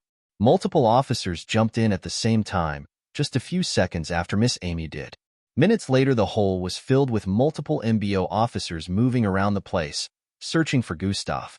Clear, clear. Occasionally, voices would be heard through the communication devices of officers who had already searched the areas they were assigned to. In barely a few minutes, the entire place had almost been searched completely, and the only word that had been heard through the communication devices was clear. Commander Lindström had a dissatisfied look on his face as he also looked around while activating his bloodline. Even with all these, we still can't find him? He thought. Miss Amy was also moving around like she was searching for him. There's no one here. She knew the truth, but acted like she didn't. Sir, we found something. A voice was suddenly heard through the communication device. Commander Lindström's face suddenly lit up with intrigue as he heard that. Where and what did you find? He voiced out through the device. Crickium, the sound of small rumblings could be heard from the other end of the communication like a rock was moving. A kind of path that leads somewhere else, the officer voiced through the comms. A path?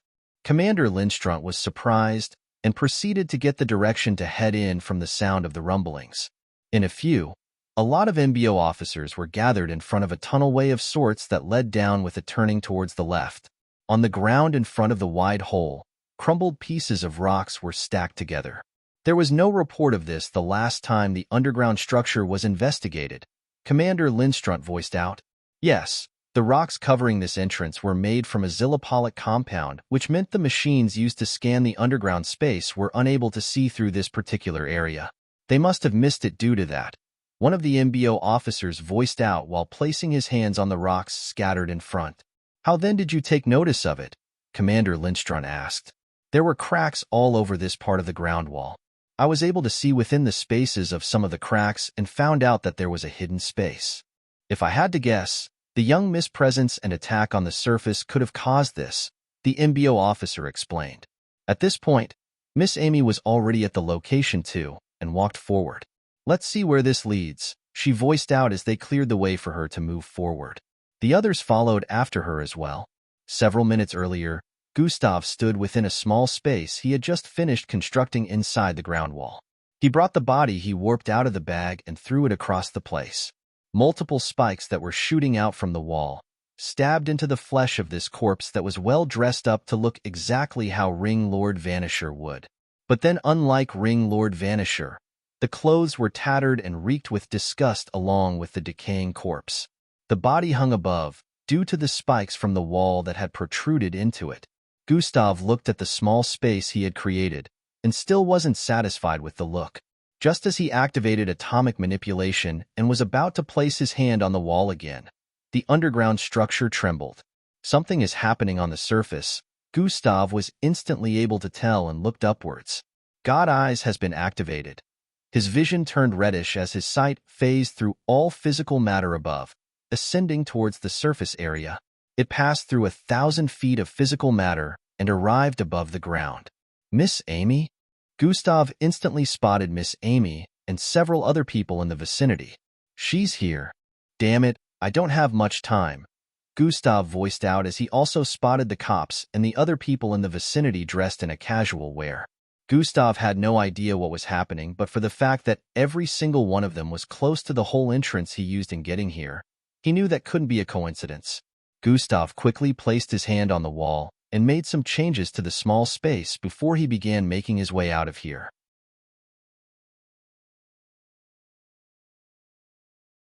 Chapter 779. He sped through the passageway he had created and turned right before arriving at the entrance area. He quickly brought out some pieces of green-colored rocks from the bag with him as he came out of the passageway. Gustav quickly placed his hand on the side of the hole he created while activating atomic manipulation. At this point, he could already sense some aircraft approaching this area from far above the surface after spreading his perception to the peak. Gustav hurriedly covered up the entrance of this place using atomic manipulation and the green rocks he brought out. The ground wall and the small green rocks merged as the entrance closed up, but a few cracks could still be seen on them. Gustav put the bag he brought with him in the storage device and began operating the dimensional bracelet on his wrist. Shit, he could sense Miss Amy's presence just in front of the hole at this point, just as he tapped on the coordinates.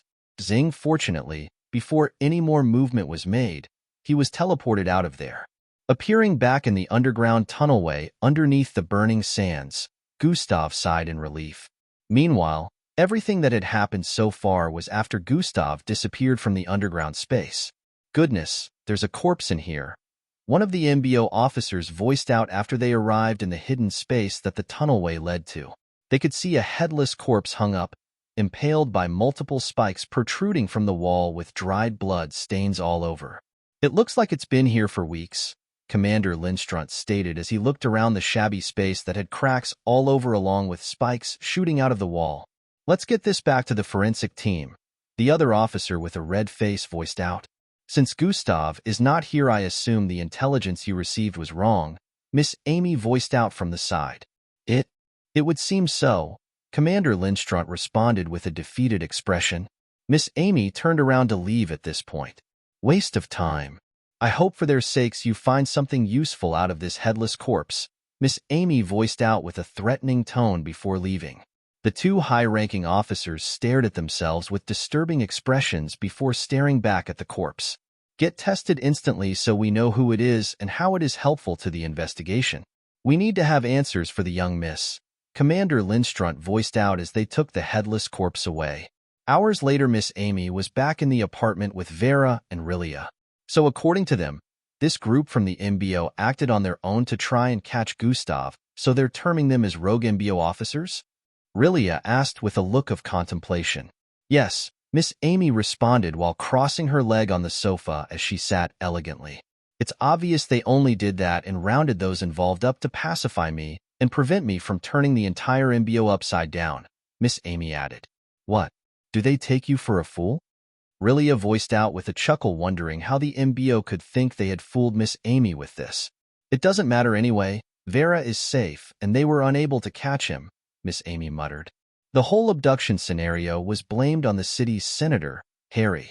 He had planned for Vera to be abducted, so he could use that opportunity to ask Miss Amy to apologize to the city for bringing fear upon them on the day of her arrival.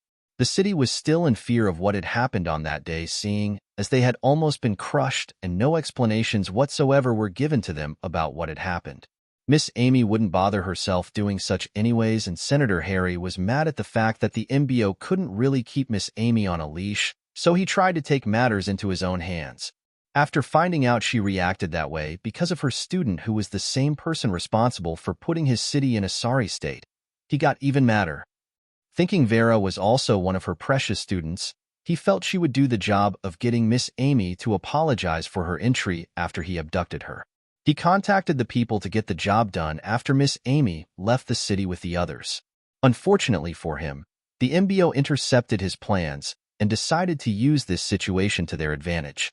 They sent some agents who pretended to be the hired abductors and brought Vera to the said location before revealing to Senator Harry that they were MBO agents. They made a deal with him that he would be allowed to do whatever he wanted to do initially without getting in trouble with them after they had finished extracting information from Vera. Of course, they had to keep their identity hidden since Vera was also a part of the MBO and would most likely be able to fish them out afterward. They had her abducted for 2 days, where they were trying to get more information out of her other than the fact that Gustav was currently in the city. Despite Vera's abilities not being completely sealed, it was close to impossible to escape considering they were more powerful and she needed a catalyst of sorts because she would be able to do anything. The resolve to escape became fiercer after finding out their plan to get Gustav, which eventually led to everything that happened in the location where she was restrained. Senator Harry would have taken all the blame for abduction if the undercover agents managed to extract information and left, but they hadn't expected Miss Amy to have another person on the lookout for Vera while she was away. Why does it sound like you managed to prevent them from getting him? Rilia asked with a suspicious look. Because I did, Miss Amy's response caused both Vera and Rilia to stare at her with intrigued looks.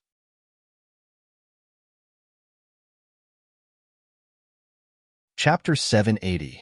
Vera had long sensed Gustav's presence disappeared from the city before Miss Amy arrived back at the apartment. Now with Miss Amy's words, it seemed like she made contact with Gustav. He was in the hole. I stalled them long enough for him to finish up what he was doing and leave, Miss Amy added. Both of them had looks of astonishment after hearing that. So it turned out Miss Amy could sense Gustav's presence down there. She was only making a scene to prevent anyone from going down there before he was finished with whatever he was doing down there. She knew what Gustav was up to was definitely related to the body that was found in the underground space, which was why she had made a threat before leaving.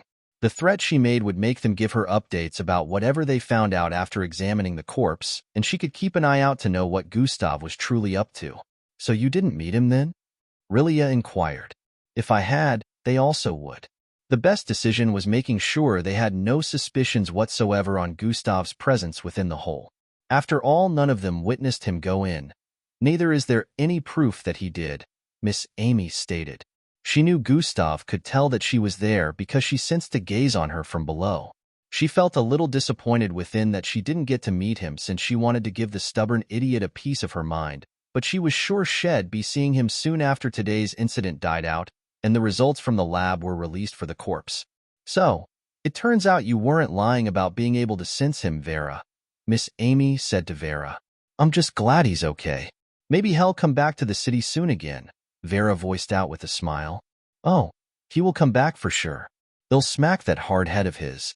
Miss Amy muttered. Something is disturbing about this whole thing, Rilia voiced out. Miss Amy's eyes squinted as she felt Rilia was about to mention something that was bothering her as well. How is it known to them that Vera can sense Gustav's presence? Looks like they already knew about it since their aim was to get her in particular, Rilia stated. Yeah, I have the same worry, Miss Amy responded with a look of suspiciousness. And they also knew to check the crime scenes like they knew that was going to be Gustav's next move. This was something that was only discussed by our group since we know Gustav well enough to understand what he would try to do, Vera voiced out as well, recalling everything the abductors had said to her. This can only mean there's someone revealing information about Gustav within this circle, Miss Amy voiced out while standing to her feet. Interesting. I wonder how he would feel after figuring out he was making the wrong choice in picking friends. His trust issues would definitely get worse. Miss Amy didn't have to say his name before the two could understand that she was referring to Gustav. Vera knew how bad Gustav was at trusting others, so she understood Miss Amy's words even better. Now would they keep this secret from him after he was back, or would they reveal it? Vera couldn't place her thumb on which one was a better option since both would have some form of consequence. Keep our discussion here private and don't tell anyone about your abduction either, Miss Amy said to Vera. Vera nodded in response. We'll find out who it is soon enough, Miss Amy said before moving out of the house. Now that Miss Amy had pointed it out, Vera couldn't help but wonder who it could be, seeing as none of them here had given any impression of being against Gustav. Alevra, Eldris, Ria, Timi, and herself were the only people who Miss Amy had mentioned she couldn't trust earlier due to never setting her eyes on them earlier. This led Vera to believe that they were amongst the friends that had come to later know Gustav. She was out of the suspicion list for obvious reasons. Only her was abducted, and they really tried to extract information from her, but were still unable to do so. She was more of a victim. Even the others who Miss Amy claimed not to trust on the day of arrival didn't seem like they'd ever try such a thing. It was crazy how she couldn't put her suspicion on anyone in particular since none of them seemed like it with the relationship they shared with Gustav, but it remained a fact that one of them was a traitor. This made Vera shiver a little. Having friends is truly scary. This made Vera feel the need to shut people out of her life even more. It's nice to see Lil Sis show emotions other than disgust once in a while, Rilia stated while relaxing on the sofa. She's showing emotions this way? Vera asked with a little bit of confusion on her face. Oh, yes she is, Rilia responded. Then how does she look when she isn't showing any emotions? Vera wondered within herself. That Gustav kid must have really penetrated her cold heart. She's even tolerating my presence, Rilia voiced out with a slight look of jealousy. You keep calling her Lil Sis. Are you two truly sisters? Vera questioned. We are from the same main family, so she is in fact my cousin and we are related by blood. I choose to call her Lil Sis because I'm older, Rilia replied. If so, why wouldn't she tolerate your presence then? Vera was a bit confused by the initial statement. Oh that, haha. She really hates our family and every single person related to her by blood. It's complicated. Rilia had a slightly crestfallen look on her face as she voiced out.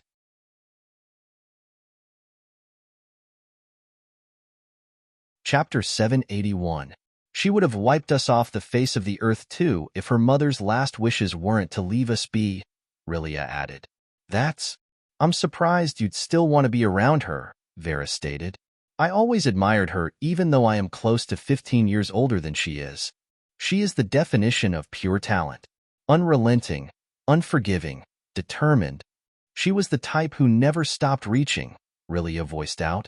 I used to be known as the main star of the entire household till she came along. Even though we're both alpha-ranked mixed bloods, she would easily toss me around like a rag doll if I ever decided to go against her, Rilia revealed. Vera had an astounded look on her face as she heard this. Turned out Miss Amy was way more powerful than everyone realized, seeing as even her own cousin that was one of the most powerful mixed bloods on the planet admitted that she would easily be taken care of by her. Also, I think she's fond of me even though she hates our family. She did save my life once after all. Rilia chuckled lightly as memories flooded her mind. Just how powerful is she? If she decided to go all out, what would be the outcome? Vera was curious and decided to ask. Honestly, no one knows. It's just like Jack, the most powerful mixed blood. No one knows the full extent of their capabilities since there was never a reason for them to unleash all of it. Rilia explained. However, there is no guarantee the Earth would still be in one piece if she decided to turn rogue one day. So long as she is within Earth's atmosphere and decides to unleash her full capabilities, Earth might not remain in space anymore. In a flash, over a week had already gone by and Gustav had remained within the underground tunnelway this whole time. It had been a month since the incident with Boss Danzo, and even though he hadn't solved the situation yet, Gustav still grieved every single day. The pain of losing Boss Danzo was still as sharp till this day, and whenever he thought about how he could have done things differently, tears would flow down his face once more. The system had told him over and over to stop beating himself up about it, but such happenings were involuntary. Emotions couldn't be controlled after all, and Gustav had never borne the pain of losing someone he considered very important before, so he didn't expect it to hurt this bad. He still wondered how he was going to face Mara to tell her Boss Danzo died because of him. In the last few days, his energy had completely recovered, as well as the energy within the dimensional bracelet.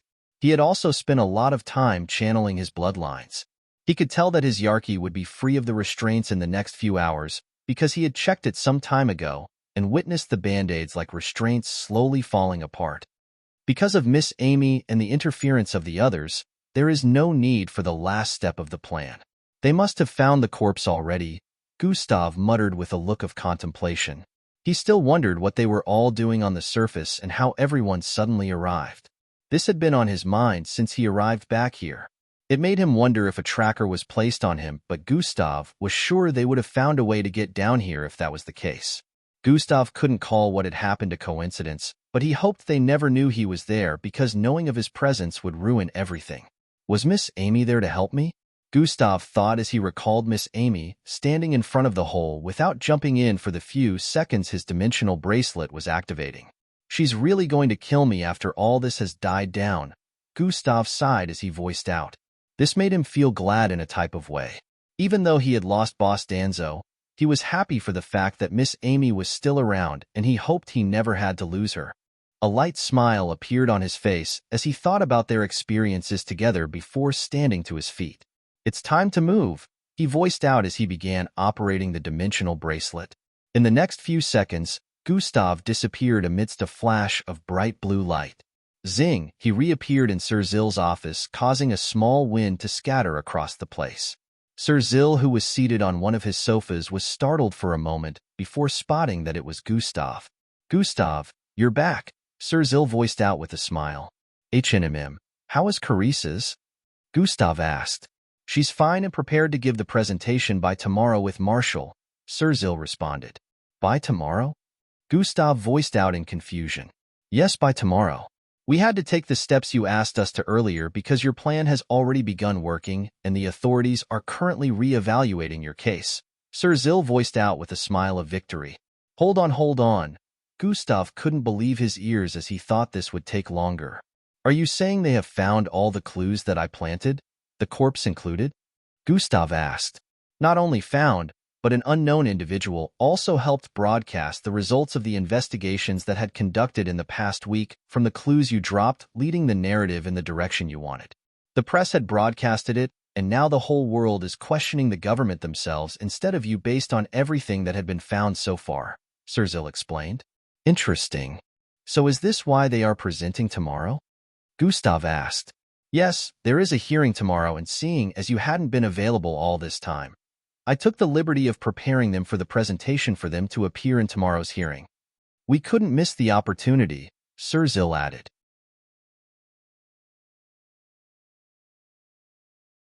Chapter 782. Good job, Scientist Sil. I really owe you. Gustav voiced out with a look of gratitude, but something still bothered him. How is a hearing going to be held in my absence? He questioned. It has been requested all over the news for you to show up at Court Vladlini tomorrow for the last few days.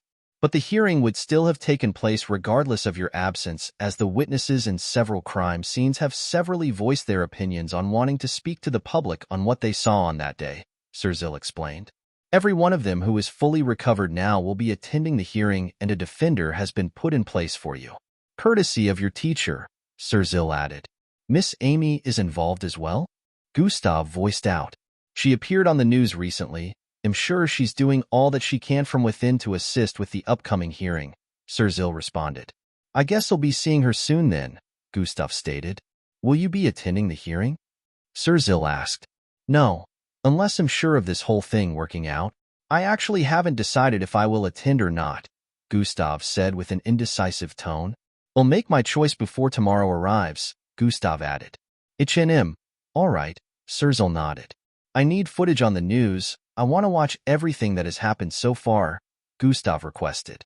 Serzel nodded and voiced out some commands. In a few seconds, several holographic screens appeared in mid-air, showing different media outlets.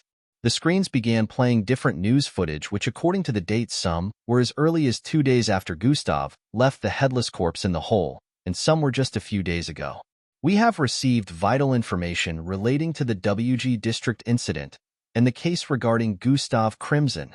The headless corpse of Mr. Vanisher, who was among the deceased on that day, has been recovered. Autopsy was carried out on the corpse, and it was revealed to be that of Mr. Vanisher, the #1 business mogul in the city. The corpse seemed to have been discovered hidden deeper within the underground space of the WG District. The news reaching US now has revealed that investigation is being carried out on the spatial storage ring found on the deceased body. It has been revealed that these three, Mr. Vanisher, Mr. Hallow, and Miss Banshia, are the well-known underground crime lords called the Ring Lords. Countless of their crimes and exploits which were documented by Mr. Vanisher himself found within the storage ring includes human trafficking, mixed blood organ trafficking, illegal creation of underground battle facilities, and many others. The authorities carrying out the investigation has revealed that everything documented within the ring were, in fact, accurate, as some of these illegal businesses has been connected to the three Ring Lords. Breaking news. The three Ring Lords' devious plan against the city has been revealed. Breaking news. The three Ring Lords' devious plan against the city has been revealed along with a short footage of the planned operation to end Gustav Crimson's existence. According to investigations, it can be seen that Gustav Crimson acted in accordance to protect the city from imminent destruction. Gustav Crimson, protector or mass murderer. Gustav was able to keep up with every screen showing different media outlets and their similar, but also different broadcast of news articles. So far, what he could see was his plan coming to fruition even faster than he expected. He didn't think someone would reveal the investigations that would be ongoing after he had planted every piece of evidence he created in the different spots. It turned out someone within the MBO gave the press full revelation of everything that the MBO had uncovered. Right now, Gustav wasn't even being seen as a bad guy anymore except by some of those who lost loved ones in the destruction. Gustav had gotten Ring Lord Vanisher's storage ring because the day he obliterated his entire body besides his head, the ring was the only thing left. Of course, since Gustav was in a rage that day, he didn't even think twice about the ring, neither did he even try to pick it up since he passed out a few seconds after destroying them all.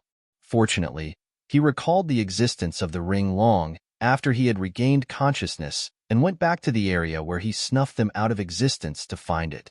He eventually did, and getting the storage ring to open up wasn't an issue since he could take the form of Ring Lord Vanisher.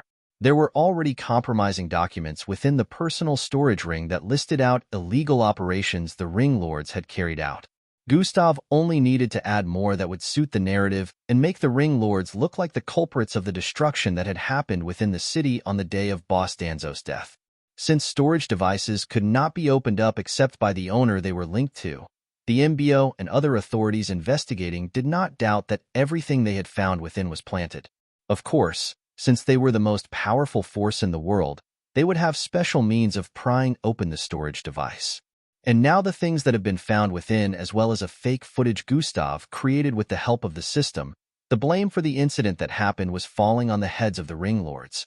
Gustav could not completely change things to look like he wasn't involved due to the eyewitnesses who already witnessed his involvement, so instead, he made it look more like the actions he had performed were for the safety of the entire city. According to some of the records documented within the storage device of Ring Lord Vanisher, a man-made virus to which only them had the cure was to be released in the city. They would then capitalize on the fact that only they could make the cure.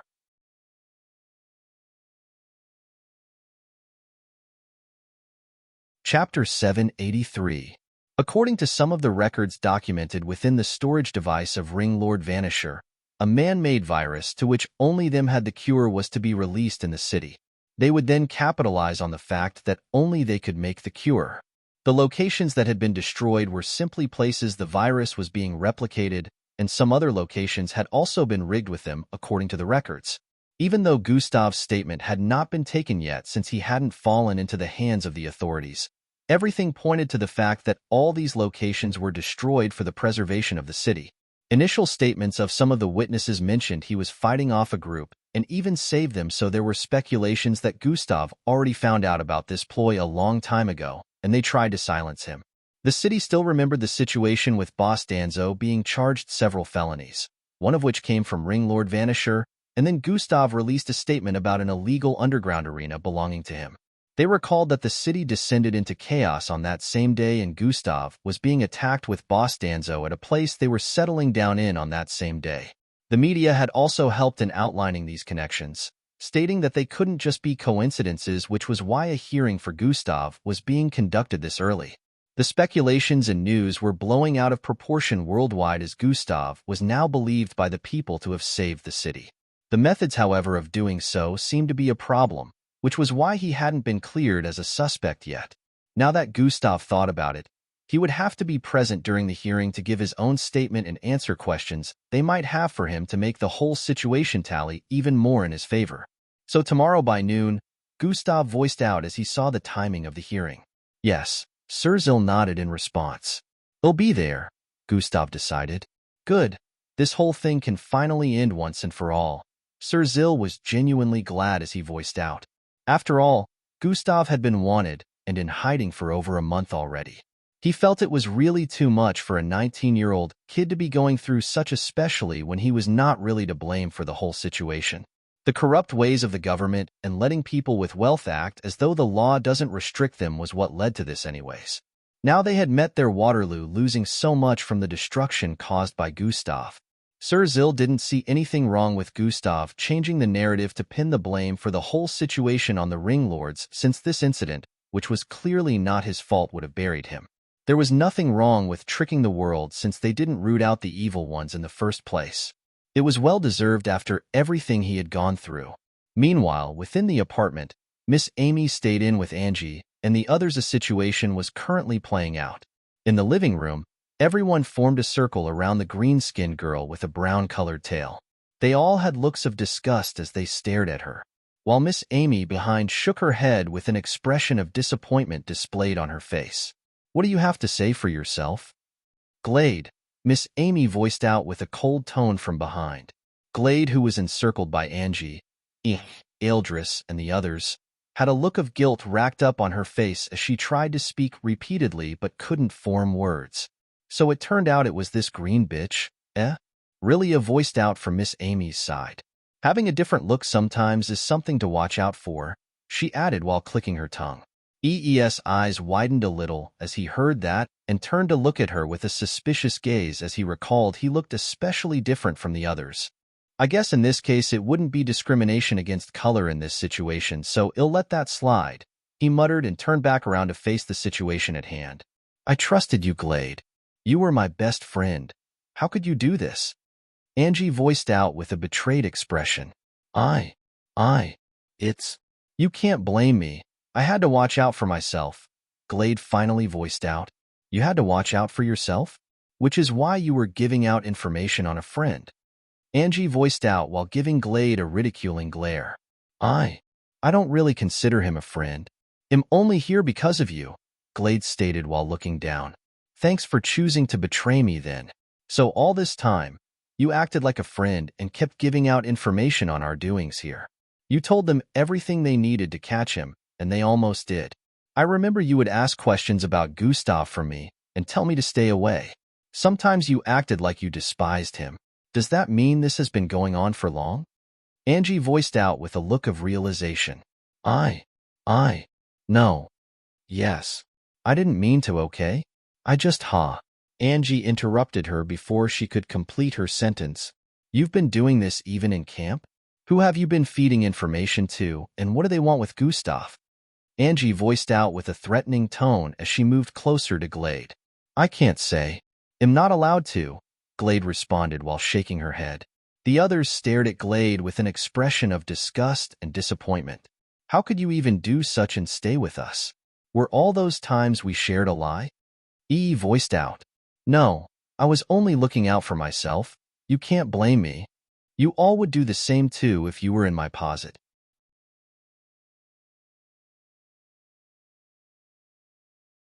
Chapter 784. ID never betray a friend for any offer no matter how good. But you have made it clear that you are no friend, Glade. Eldris' tone was laced with immense disappointment as he voiced out. Who have you been feeding information to, Glade? And what did you tell them? You treacherous bitch. Angie's voiced out in a hate-filled tone. I can't tell you, Glade said with a crestfallen expression. I guess this is what trusting someone gets you. Gustav was always right. Angie anger was building up the more she stared at Glade. Yo, chill, Angie, we're still here, he said, trying to calm her down. This is how being nice to others brings betrayal and suffering. First, Indrik, and now you, Glade. You. Angie arrived in front of Glade at this point, while pointing her index finger at Glade's forehead. Angie, I only did what I had to. It's not B. Before Glade could complete her sentence, Angie's hand swiped an arc across the air. Pa.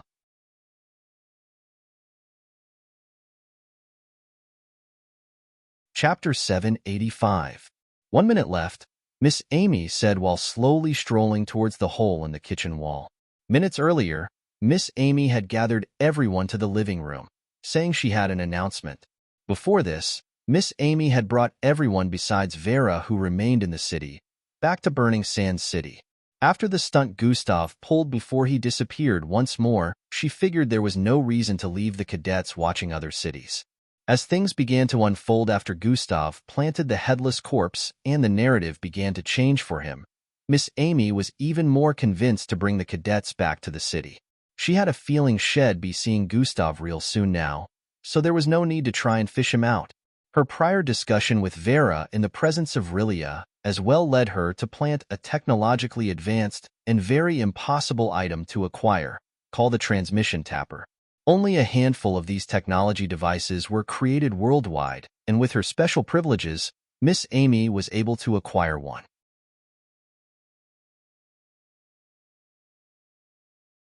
Chapter 786.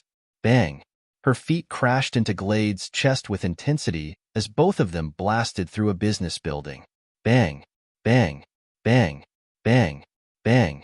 Glade's back kept crashing into multiple walls within the building, destroying offices while Angie's feet were still stamped on her chest, pushing her forward with the leftover force she had accumulated from the small sprint she did earlier.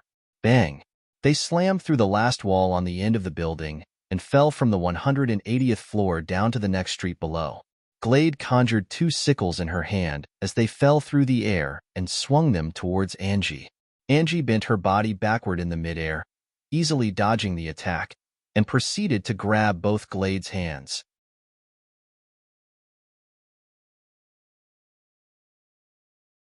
Chapter 787.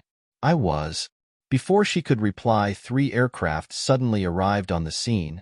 Cease every form of movement and get on your knees. A loud announcement was heard from the aircraft in the middle as MBO officers began descending from them. Everyone turned around to look upwards at the agents descending except for Gustav, who remained in the same position with the hoodie covering half of his face. Miss Amy finally decided to intervene at this point.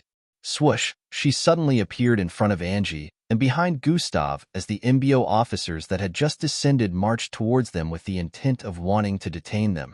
The MBO officers paused their movements as they spotted Miss Amy. "Young miss?" One of them in front voiced out with a surprised expression.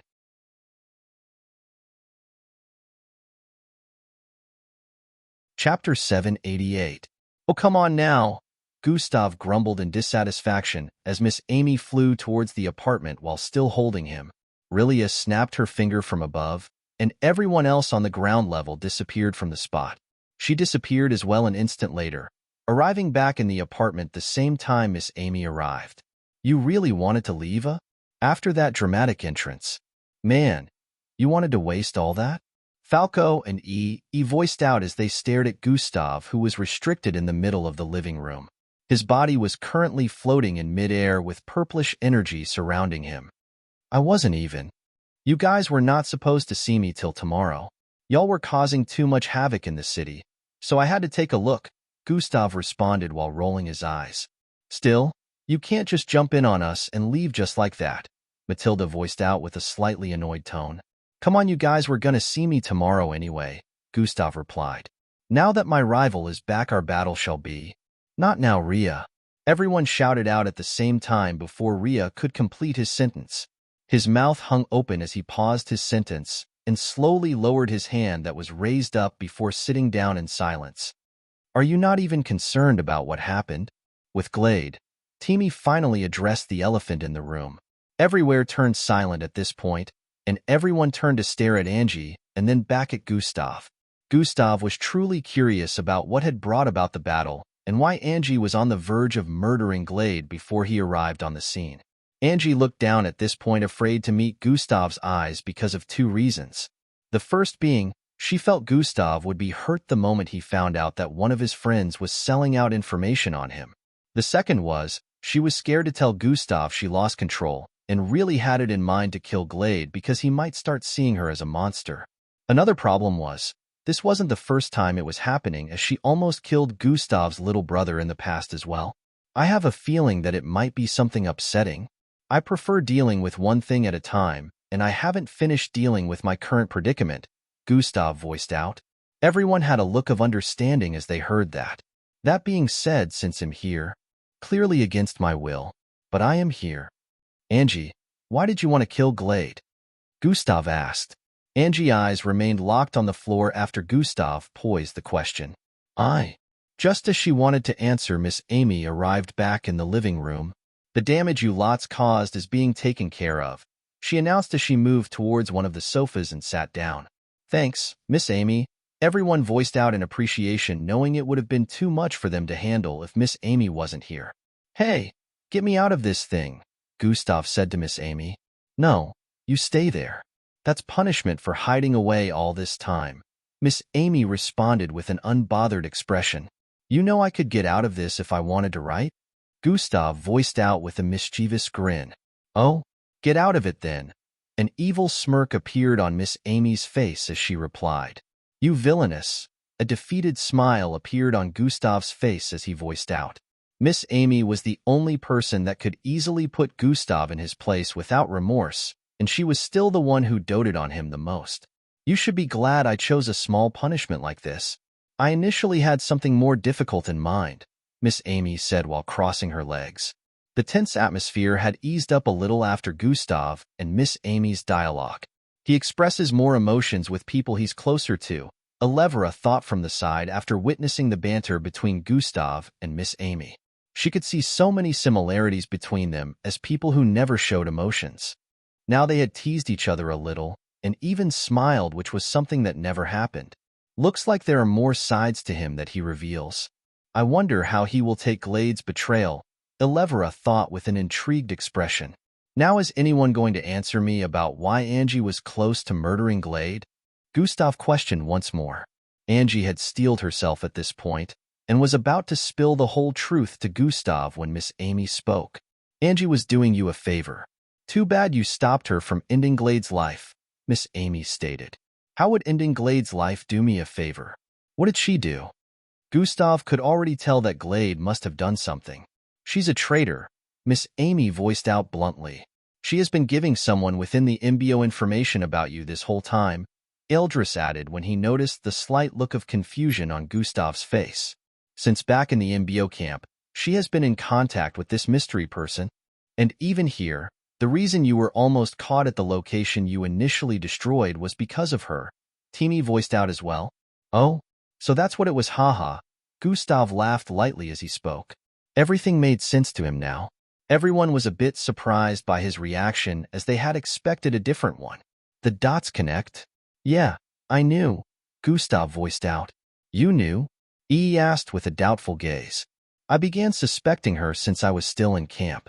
Why do you think I made sure she was absent in most of our meetings? Eldris, and Falco's eyes widened in realization as they thought about it. I would have reconciled with Angie long ago if I wasn't suspicious of Glade. Staying away from Angie was a good way to keep her away too, since I wasn't 100% sure that Glade was spying on me, Gustav added.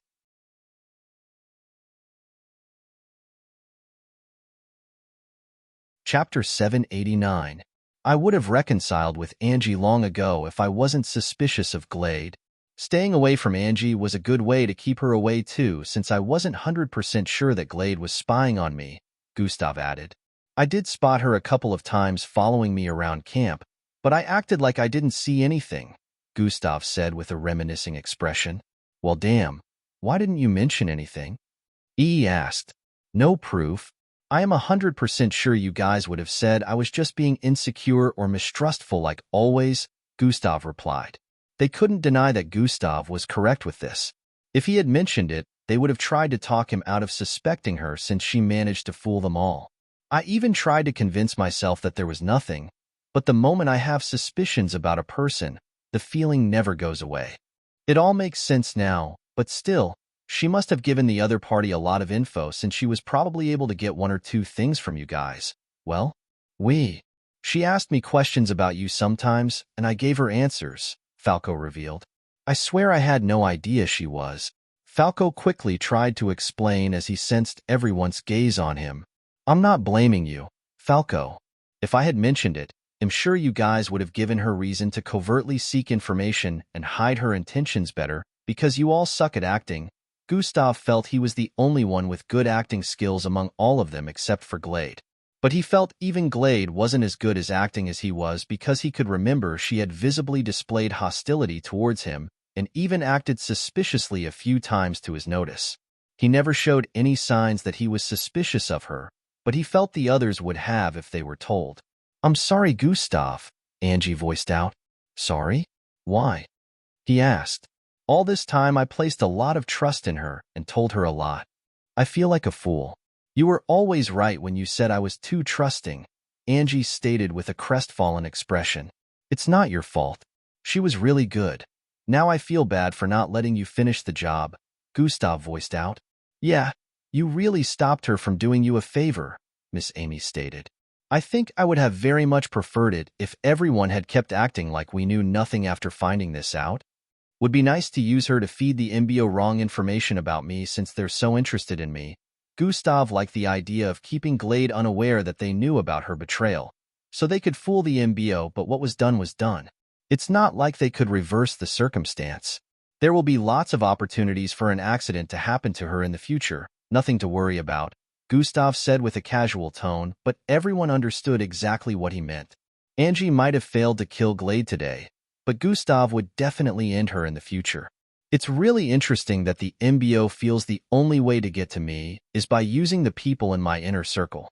I just hope they know they'll be sending others to their death if they ever decide to try something like this in the future, Gustav said with a playful but also sounded serious tone. I don't mind sending anyone here to their early graves. Gustav didn't need to be direct before everyone here understood that he was voicing out a threat this way. There was a little bit of silence for a few seconds before Miss Amy finally spoke. Where were you the whole time we were searching for you? She asked. Oh, that. I hid underneath the burning sands surrounding the city, Gustav revealed. Miss Amy's eyes squinted as she heard that while the others reacted by furrowing their eyebrows in contemplation or slightly opening their mouths. I guess that explains why we were unable to find you, Miss Amy stated. How did you do that? Falco asked from the side. Gustav proceeded to narrate his experience with the MBO in the past 1 month after Boss Danzo's death. Everyone knew by now about Boss Danzo and they sympathized with Gustav, but they hadn't mentioned it yet, since they were just reuniting with Gustav. Gustav also hadn't mentioned it to them. He was just explaining how he had been moving within the last 1 month and the plans he put in place to turn the whole narrative around. Everyone was amazed, hearing the things Gustav came up with and how he evaded the MBO quite a number of times. They still had a hard time believing Gustav outran multiple squads of MBO officers that included even kilo-ranked mixed bloods.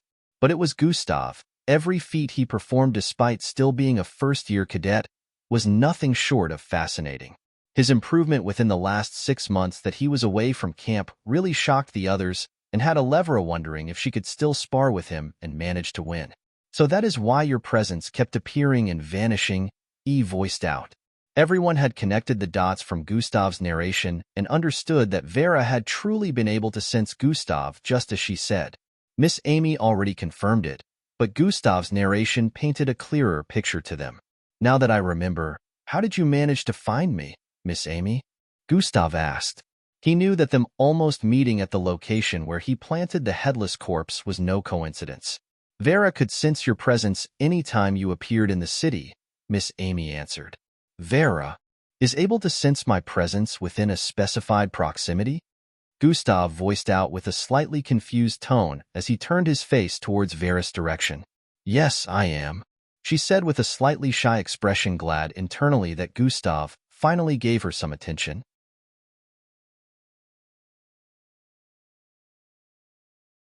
Chapter 790. How are? Oh, it's because of that. Gustav came to a realization before he could pose the question. You never did tell me the connection wasn't cut off, Gustav said to her. I wanted to, but I thought you might find it creepy. Vera's cheeks burned red as she responded. You've done something even worse in the past, so nah, I wouldn't find this creepy. It's actually not entirely bad since Miss Amy was able to find and offer me assistance, but at the same time, not entirely good. Gustav felt he wouldn't be able to hide if others wanted to find him using Vera, but it was still okay since it had a proximity range. He just hoped the proximity wouldn't increase in the future. This connection came about when Vera tried to turn Gustav into a puppet in the past. Gustav still counted himself lucky that Vera decided to deactivate the parasitic strains she planted in him because the system had sensed it late. If he eventually had to make the system get rid of it before she did, he would have found a way to kill her because that would mean Vera was overly insane and useless. But the fact that she decided that it wasn't the right way to acquire Gustav's love and decided to get rid of the parasitic strains made Gustav find usefulness in her. Even though she got rid of the parasitic strains before Gustav's consciousness was taken over, the connection between her and Gustav wasn't cut off. She had the same situation with Indrik. She was able to sense if he was within citywide proximity to herself, because she also planted the parasitic strains in him back then, but she never revealed that this was a side effect. Everyone was at a loss as to what Gustav and Vera were referring to, but they could guess that this was another secret between the both of them that wouldn't be revealed to others. At the very least, this confirmed that Vera was able to sense Gustav, and they could use her next time Gustav ever went missing. What truly happened? Gustav? Why did you rain chaos upon the city? Eldris asked the main question that everyone was dying to know. They knew about Boss Danzo, but they wanted to know the whole story. Gustav's mood changed a bit as he heard that, and they could sense it. The place was silent for a long time. As Gustav finally wanted to say something, there was a knock on the main door, and a holographic image appeared in the living room, displaying who had just arrived. Miss Amy finally released Gustav from the purplish energy, binding as the person at the door was let in. It was a beautiful-looking girl with an oval-shaped face, a slim figure around the same height as Angie, and dark red hair. Mara, Gustav voiced out as he spotted her entering the living room area. He was both surprised and feeling ashamed at the same time. She shared a stare with him that radiated with both sadness and understanding. Gustav, she voiced out as she arrived in front of him and proceeded to wrap her hands around him. She was almost 2 heads shorter than him, so her arms were wrapped around his waist as she buried the side of her face into his lower chest area. Gustav stood in place for a while, at loss at whether to embrace her back or not. He slowly raised his right hand and placed it on her head before stroking her hair backward repeatedly. "I'm sorry I couldn't protect him." His eyes narrowed as whispered with a guilt-filled tone. Mara pulled back from his embrace after hearing this. "It's not your fault. I'm sure you did what you could," Mara said with a comforting tone. "I do not blame you, and am sure he wouldn't want you to blame yourself either," she added while holding onto Gustav's hands. Gustav heaved a heavy sigh as he heard that. "I was there. I watched it happen right before my very eyes. I should have saved him, but instead, he saved me." Gustav mumbled as tears threatened to spill from his eyes. This was the first time everyone was seeing Gustav get so emotional, and it shook them to their very core. It was close to impossible to put Gustav and emotions in the same sentence, so this made them realize Boss Danzo must have been a significant figure in his life. Only Miss Amy truly understood this along with Angie. "Stop it. I don't want you blaming yourself, but I want to know everything that happened," Mara voiced out once more. More than anyone here, Mara was the one who truly deserved a full narration since she was Boss Danzo's granddaughter. Gustav now decided to tell the full story of how he came here almost 3 months back. Everyone paid attention to him as he explained his purpose for coming to Burning Sand City in the first place and his experience after getting here. How he discovered the illegal underground arena, the ring lords, and how they engaged in other illegal activities within the city, to how he saved Boss Danzo and Carissa's. Of course, he omitted some parts, not wanting to reveal a lot of his abilities, and how he managed to pull some things off, but it was impossible to miss the sadness in his voice whenever he mentioned Boss Danzo. It took over 2 hours before he got to the part where the ring lords sent kilo-ranked mercenaries after them, and at this point, everyone had looks of astonishment listening to Gustav narrate this part. In about 30 minutes more he was done, and they all had looks of amazement and disbelief on their faces. He fought off kilo-ranked mixed bloods, and not only one but destroyed all of them? Everyone couldn't process this revelation without looks of astonishment. Gustav had lied to them that he consumed a drug specially created to raise the potential of a mixed blood for a brief period, but it came with side effects which were what led to the destructions that happened within the city.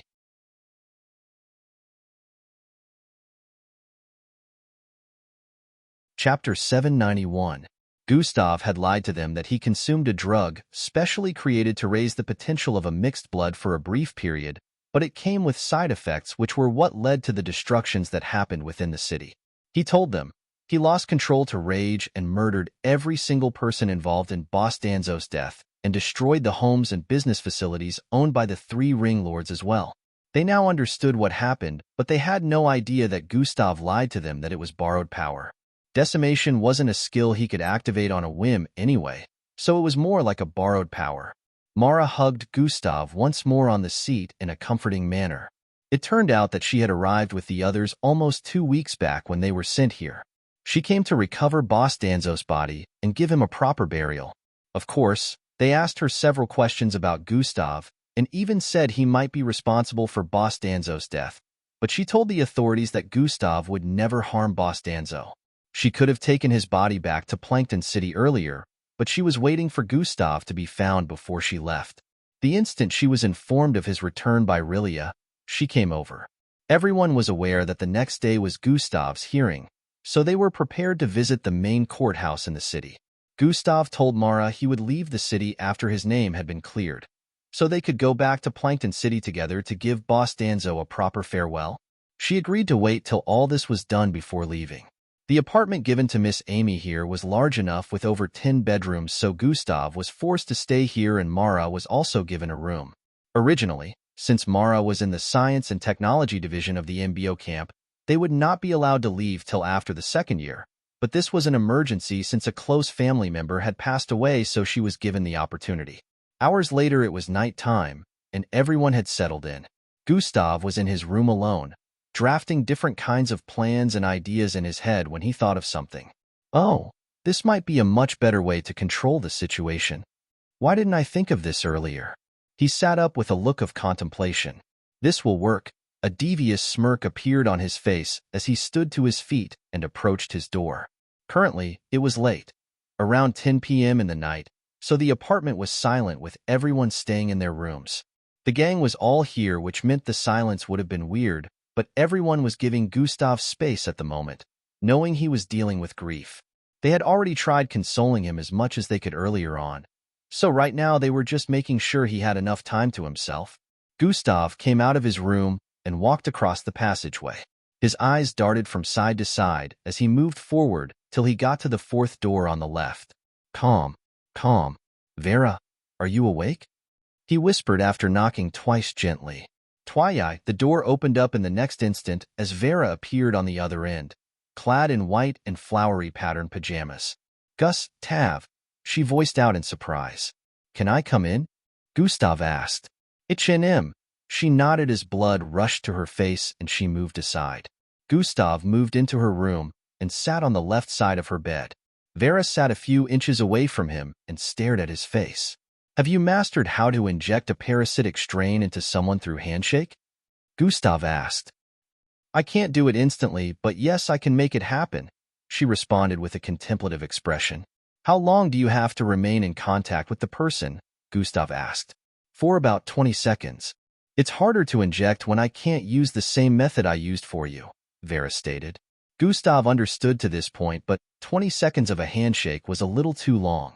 H&M, well, work with that then, Gustav voiced out in response. How long will it take to put a living person under your control now? He asked. About 2 to 3 weeks now. The parasites have become stronger and taking over a host's body, Vera replied. Good. I want you to infect a person with your parasitic strain. I want this person to be totally submissive to my commands, Gustav said with a low but strong tone as a dangerous glint appeared in his eyes. Vera is at your command. Just tell me who you want this to be done to, Vera replied submissively. Minutes later, Gustav could be seen coming out of Vera's room. The same moment he walked out the door, a person could be seen coming out of their room a few feet up ahead. Both of them turned and made eye contact. Gustav, Angie, they voiced out at the same time and began walking towards each other. Angie had a look of curiosity as she prepped her head to the side, trying to see the room Gustav had just come out from. You seem busy, she said with a tone of suspiciousness. It's been a long day. Just needed to finally complete one last task, Gustav said with a look of gratification. Hearing Gustav's response, she decided not to press any further. Why are you still up? Gustav asked her. I was just going to get some water. I'm parched, she replied. All right then, I guess I'll see you tomorrow, Gustav said and began to walk forward. You too, have a good night's rest, Angie said before moving along as well. Gustav got back into his room a few seconds later and lay on his bed. Of course, he wasn't going to sleep yet. His thoughts began to drift into his head once more.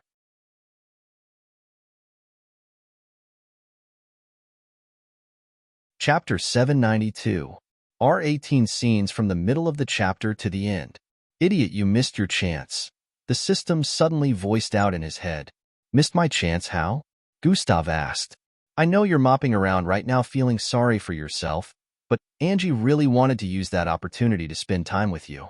The system responded with a disappointed tone. Oh, she did? Gustav sounded like he had no idea. It's so sad that you can only read facial expressions and body language when it's related to crime, damned virgin. The system insulted him without restraint. Hey, that doesn't mean. Before Gustav could complete his sentence, the system interrupted. Looks like you still have a chance. Use it wisely. It suddenly voiced out. Still have a chance to do what? Calm. Calm. A knock was heard at the door the moment Gustav poised this question in his mind. He hadn't been concentrating since he started talking with the system internally, which was why he didn't sense the figure approaching his room door. Even before he stood up to open the door, he already knew who was there. He walked over and proceeded to slide open his room door.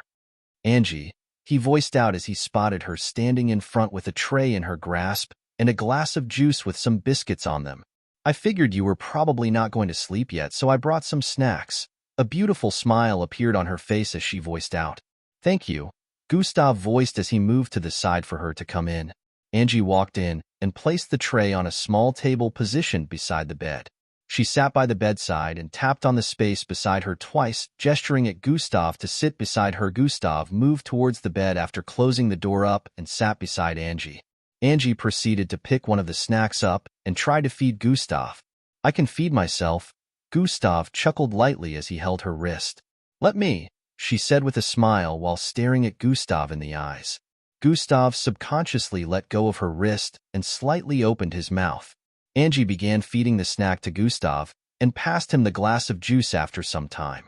Her smile radiated so much cuteness and gentleness, charming him as she continued to feed him. After some time, he told her he was satisfied, and she put the snacks aside before pulling his head to lay on her lap. Angie. Gustav was a bit surprised as he didn't expect her to suddenly pull him to lay his head on her lap. Are you okay? She asked while gently rubbing Gustav's hair backward. I'm fine. You don't have to treat me like this because of what happened, Gustav responded. I'm glad you say you're fine, but still, let me, Angie said while still maintaining the smile on her face with her hand on Gustav's head. Gustav wanted to say something again, but his jaw just hung loose for some time before he decided to swallow the words down. As his head rested on Angie's soft laps, her scent drifted into his nostrils, making him feel an inexplicable emotion. Currently, Angie was clad in a blue tank top and black shorts, leaving a lot of her glistening smooth skin exposed, which made her look mesmerizing. There's some here, she voiced out while using her fingers to clean the side of Gustav's lips. She brought her fingers to her lips and licked the crumbs of biscuits she cleared off the side of Gustav's lips. What did you just do? Gustav voiced out as his face turned a shade of red. Hee, it tasted good, Angie said playfully. Gustav wanted to speak again, but she placed her hands on his lips once more. Let me clean the rest off. Gustav grabbed her wrist at this point and sat up. I can do it myself, he voiced out and tried to clean the sides of his lips, but noticed that there was nothing there anymore. You little. Hee. Angie chuckled lightly as Gustav realized she was just teasing him the second time around. He pushed her down onto the bed and held both her hands by the sides, locking her in place. Angie was still laughing at this point, but then they suddenly made eye contact, and then the atmosphere became a bit serious as Gustav's face descended closer to hers. Sparks of desire were ignited as Angie stared dreamily into his eyes while his face stopped a few centimeters from hers. Seeing as Gustav wasn't moving any further, she raised her face a little, and that was it. Their lips met. They slowly sucked on each other's lips as kissing sounds echoed across the room. Enjoying the taste of each other's lips for several seconds, Gustav didn't know when he found his body completely above Angie's. Their bodies merged as Gustav grabbed onto her waist while she wrapped her legs around his waist. Their kisses turned even more passionate as seconds went by without them separating from each other. Gus, Tav, Angie moaned with a tone of breathlessness as Gustav separated his lips from hers and began leaving a trail of kisses down her neck. She tightened her eyes and her face radiated with an expression of ecstasy as she felt Gustav's lips on her neck. She opened her eyes after some time and began pulling Gustav's top off. Gustav let her and proceeded to grab onto the hem of her tank top before pulling it off as well. What appeared in his line of sight was a black laced bra with smooth, perky-looking cleavages. Angie wasted no time in pulling her bra off as well, revealing a smooth pair of tits. Gustav stared at them with a look of fascination for a while, as this was his first time seeing fully revealed tits in close proximity. They were fairly large, bigger than his palm at the very least, and quite perky as well. With an expression of immense desire, Gustav pushed her to the bed once more and began smooching her lips intensely. She could feel Gustav's throbbing erection pressing against her belly through his shorts as he lay atop her while they kissed. Gustav moved down and grabbed her titties before sucking on her left nipple passionately, causing Angie loud moans to fill the room. Gus, Tav. Her melodic moans echoed across the room, while she held onto Gustav's head as he switched from one tit to the other, firmly grabbing onto them with his palms.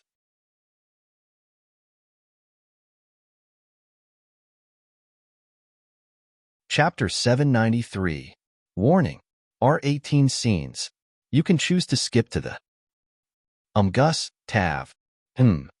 Her sensual moans echoed across the room, while she held onto Gustav's head as he switched from one tit to the other, firmly grabbing onto them with his palms. In a few more moments, they were both stark naked with Gustav above Angie's body. Are you sure you want us to do this? Gustav asked her as she panted heavily while staring at his thick rod, which was currently pointing at her nether regions. I want my first time to be you, Gustav, she voiced out with a low tone. Gustav's eyes widened slightly as he heard that. First time? He thought internally as his heart began beating even more rapidly than before. Angie reached out and grabbed hold of his erect and thick-looking rod before guiding it towards her entrance. Ugh, Gustav grunted as he felt his rod rubbing against Angie's entrance, which was dripping with wetness at this point. It felt so stimulating, which had him wondering if this was how it was supposed to feel. Angie's moans sounded like a mixture of both pleasure and pain as Gustav pushed his hips forward a little. Half a centimeter of the tip of his rod penetrated her entrance, but Gustav paused to make sure he wasn't hurting her. Angie was still breathing in and out heavily at this point, while her face was turned towards the left as her eyes remained closed. Gustav pushed his hips forward even more, causing his rod to slowly slide and causing Angie to hiss in pain as she felt her tight cave stretching to accommodate Gustav's length.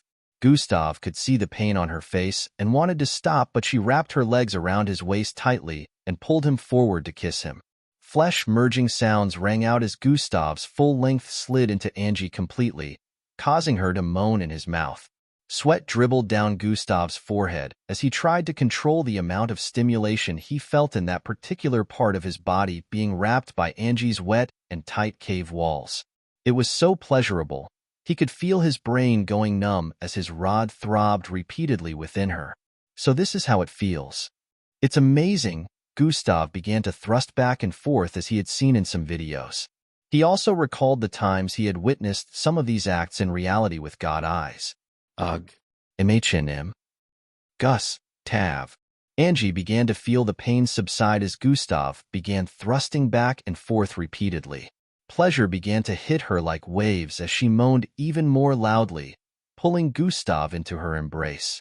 Pa, pa, pa, pa. Slow flesh-slapping sounds reverberated across the place along with Angie's moans of ecstasy and Gustav's low grunts. Gustav could feel something trying to spill out, and he knew he wouldn't be able to hold it in for too long, but he was enjoying this too much to stop now. I love you, Gus, Tav. Angie moaned in his left ear as he kept moving his waist.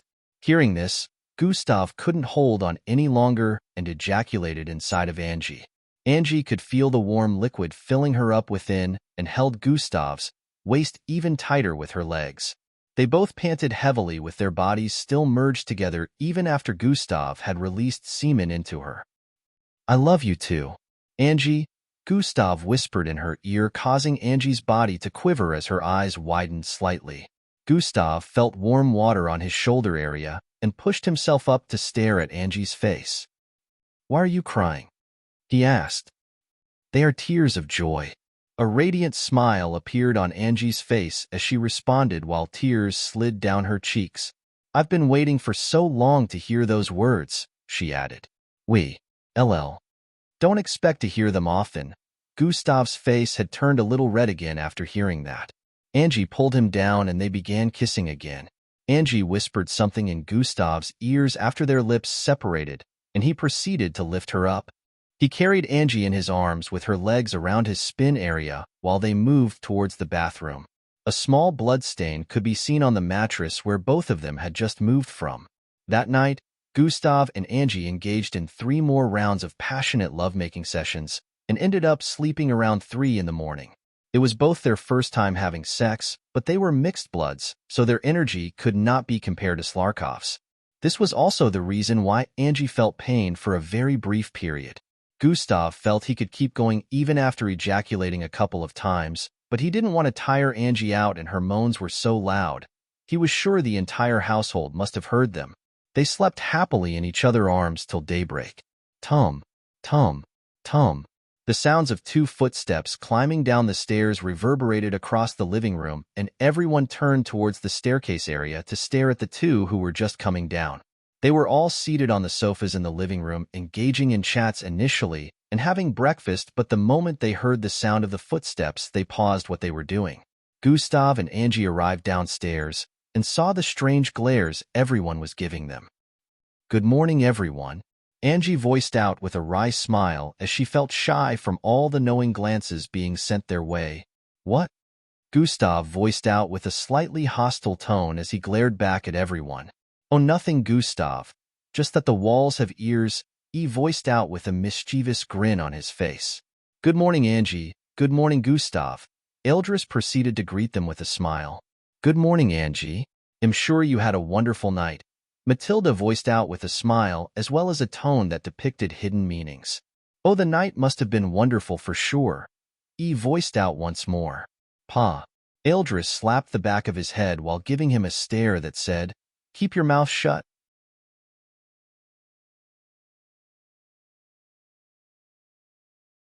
Chapter 794. "Hey, come on," he yelled out with a tone of injustice. "They know," Angie screamed internally as she saw the looks on everyone's faces. The others, like Elevira and Vera, chose to pretend like they knew nothing about what was going on, but Falco, and Matilda were giving subtle hints that they were aware of everything that had transpired during the night. Hints weren't so subtle compared to the others. Angie's face was already a shade of red at this point, as she felt embarrassed while walking towards one of the sofas to sit. "Everybody knows we had sex," she was screaming in her head as the stairs felt like they were poking through her.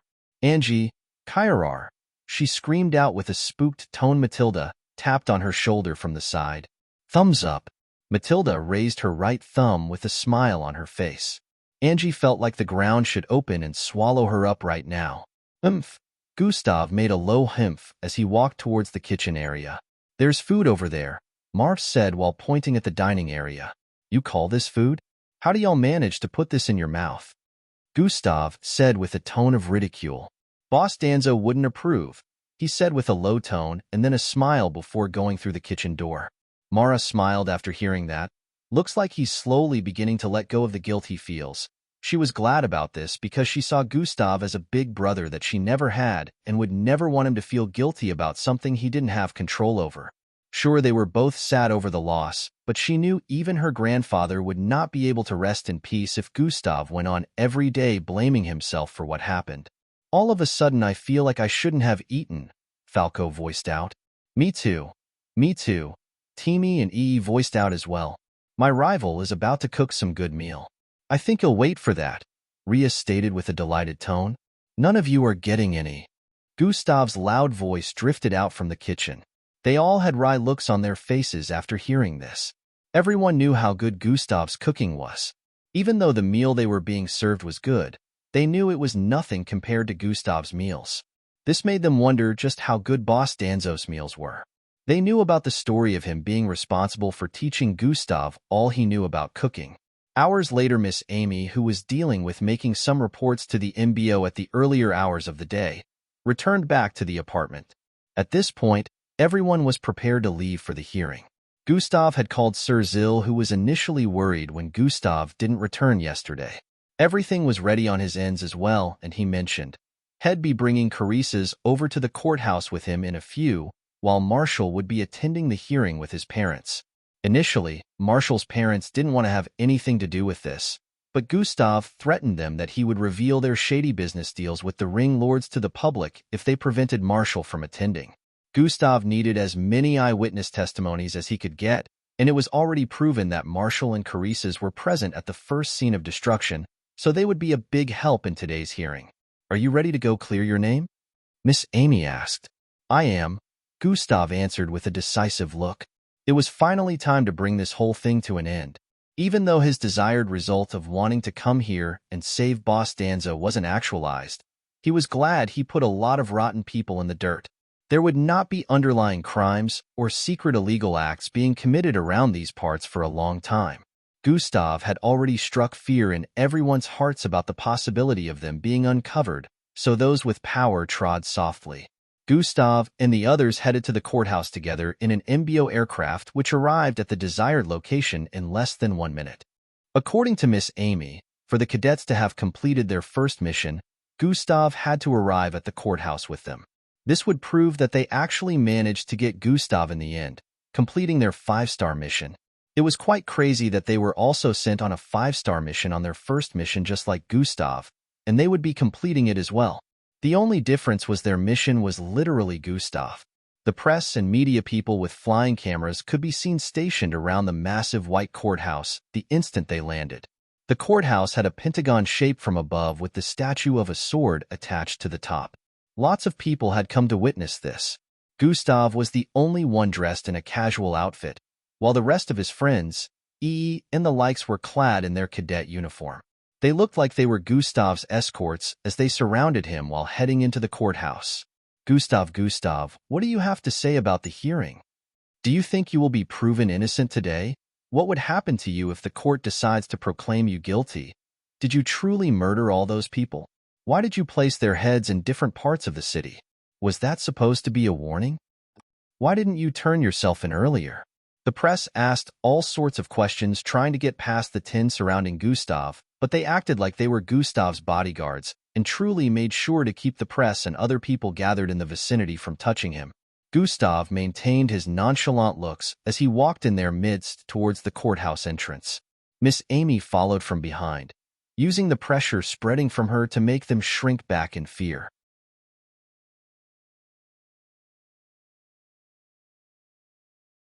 Chapter 795. Many of the city's citizens had come today to witness the hearing as well. Almost all of them were in support of Gustav. The courthouse was full in no time, and many people had to wait outside. Some had placards in their grasp which said, "Gustav is a hero." Multiple screens all across the city displayed the happenings within the courthouse, and those who had gathered outside were able to watch how it was going. 3 people dressed in white robes customized with the modern-day emblem that defined law and justice could be seen seated on an exalted platform up ahead. They had condescending looks on their faces which depicted they were the judges for today's hearing. They sized Gustav up as he came in and moved towards a particular small light-structured cubicle. The aura of superiority and gaze of pride that could be seen on their faces lowered the moment they spotted Miss Amy's entry. Her majestic aura instantly filled the entire courthouse, and even though the 3 judges sat on an exalted platform, they didn't feel any way superior to her. How could they? Higher-ups in various positions of power knew very well who Miss Amy was. The normal citizens all across the earth were only familiar with Jack being the strongest mixed blood in the world, and even though they had heard about Miss Amy since she didn't like to be in the public eye, a lot of people wouldn't be able to recognize her if they came across her. Let the hearing for Mr. Gustav Crimson begin, one of them voiced out after everyone within the courthouse had settled down. A man clad in a business suit moved towards the middle and began to direct the flow of the hearing, first mentioning the whole crime situation and what role Gustav played in it. While the hearing was ongoing, Gustav's eyes darted around the place, and he spotted Sir Zil sitting somewhere with Damien, Siri, and Carisas. He then looked around more and spotted the Relmain family with their son, Marshall, seated at a particular corner as well. Gustav was glad internally that they were here as planned. All the questions poised at him, one after the other, was answered intelligently. Gustav made use of the story he had formulated about his initial reason for coming here, and the key parts of the story had Boss Danzo's name inputted. The underground battle facility was mentioned, as well as how Gustav infiltrated the place to save Boss Danzo and gather more information about all the hidden illegal activities that had been committed by the ringlords. He mentioned that Boss Danzo was being forced to fight against his will, and he didn't have any means of getting out of their hands. Occasionally, Gustav would chip in narrations on how the authorities of this city had failed in executing their basic task, which involves keeping people safe. The cops in the vicinity had wry looks on their faces anytime he mentioned this. Concurrently, Carices was called out to give her first testimony in which she mentioned her abduction wasn't at the hands of anyone, but the ring lords who wanted her to fight in the underground battle arena. The entire crowd erupted in gasps as they heard this story. Carices had admitted the part about the Rel family being involved as Gustav had managed to settle with them and made sure they would never bother her again. Now all the blame was falling on the ring lords, just as Gustav planned. He felt even though they were already dead, they would still take the fall for everything he did since they were to blame in the first place. The lawyers, through cross-examinations, asked a variety of questions, including why he didn't try to tell anyone else about what he knew, why he didn't report to the authorities, and ask for backup from his fellow MBO officers in Burning Sand City.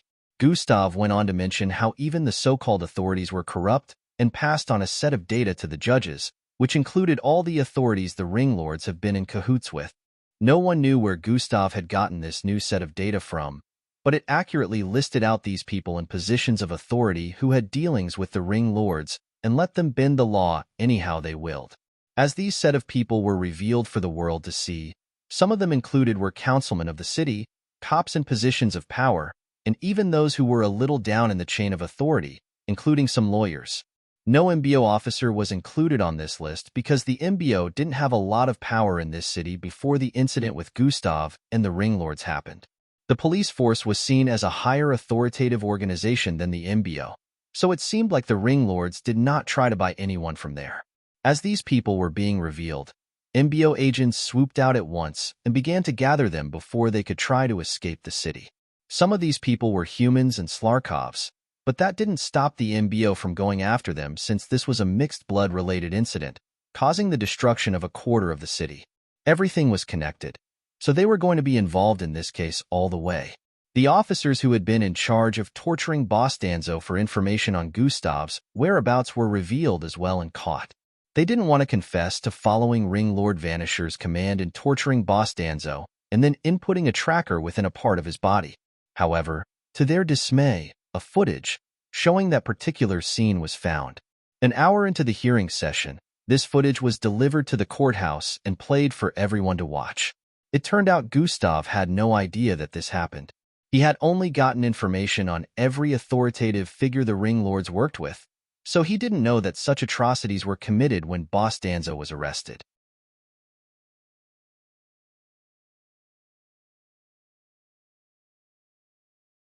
Chapter 796. Gustav's eyes radiated with bloodlust as he watched the three beating Boss Danzo up occasionally and tearing his flesh in different parts. Then a part where Boss Danzo responded sassily when they asked who he was made him nearly tear up as he chuckled. "It was just a good Samaritan. I don't know who he is," Boss Danzo responded. "Cut the crap. A good Samaritan, my arse. Reveal who he is now before you lose more blood." The slanted eyes man with the ponytail voiced out with a threatening glare. "He must be Santa. He came bearing Christmas gifts early." Boss Danzo chuckled in response. The whole city watched the part where Boss Danzo was later tortured till he passed out, but still didn't reveal Gustav. It turned out that the tracker they placed in Boss Danzo's body mimicked his internal organs, so even when Gustav scanned Boss Danzo for injuries after he was released, he didn't find anything out of the ordinary. He was even glad that Boss Danzo was unharmed, not knowing that he had been given high-grade recovery pills to make sure no traces of injuries remained on his body.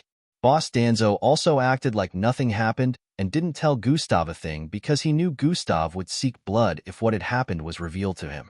"This is death-deserving," Gustav said internally as he noted the looks of the three who had done the deed. The hearing continued afterward and other footage was displayed. Gustav revealed that when they found out he knew about their plans and how he was trying to stop them, they sent mercenaries after him and Boss Danzo after he was granted bail. He narrated from his point of view how he tried to stop the mercenaries from destroying not just him, but also evidence of themselves ever being there, which included killing everyone within a 200-story-tall building.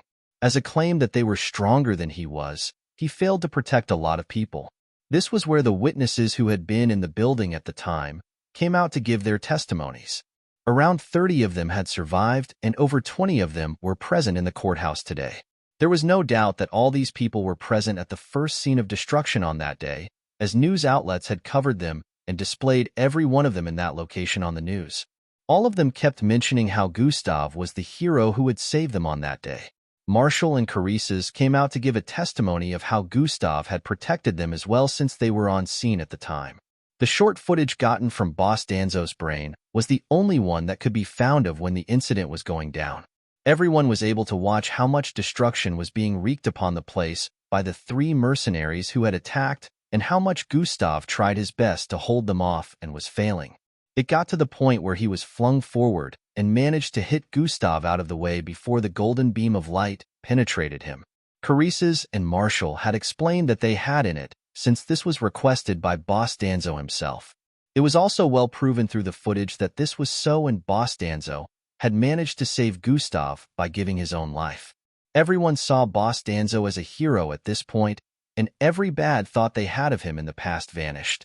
Gustav narrated the rest of the story on how he had taken care of the culprits by using an enhancement drug that caused side effects on his bloodline, causing him to fall asleep for a long time, which was why he didn't turn himself in all this time. He also admitted to causing the destruction in all the locations where the supposed viruses had been distributed to keep the rest of the city and the world as a whole safe. There were different footage of him being in the reddish-black form that flew above the city, so it was confirmed that it was Gustav using an enhancement drug to boost his power. The witnesses in the first scene of destruction who got saved mentioned that if Gustav had been trying to cause a senseless massacre, he would have killed them afterward instead of killing the 3 mercenaries and leaving the location to destroy the locations where the virus was being distributed. After everyone that had one thing or the other to say had said their piece and Gustav had answered every question that needed to be answered, it was now time for the judges to pass down their verdict. Gustav Crimson has committed manslaughter and destruction of both public and private properties worth hundreds of millions. The judge in the middle paused as he got to this part.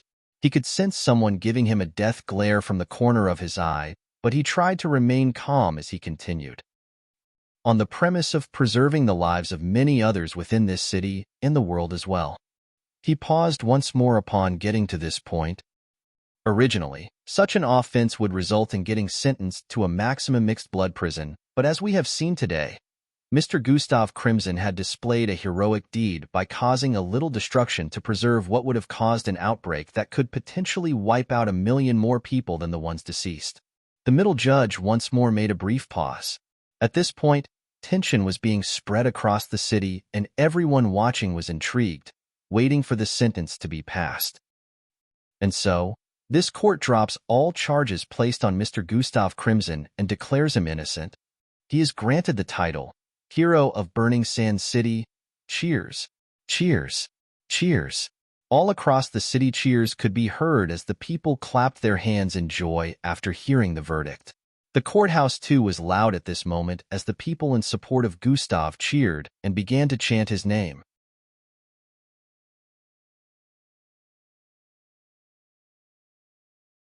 Chapter 797. All across the city cheers could be heard as people clapped their hands in joy after hearing the verdict. The courthouse too was loud at this moment as the people in support of Gustav cheered and began to chant his name.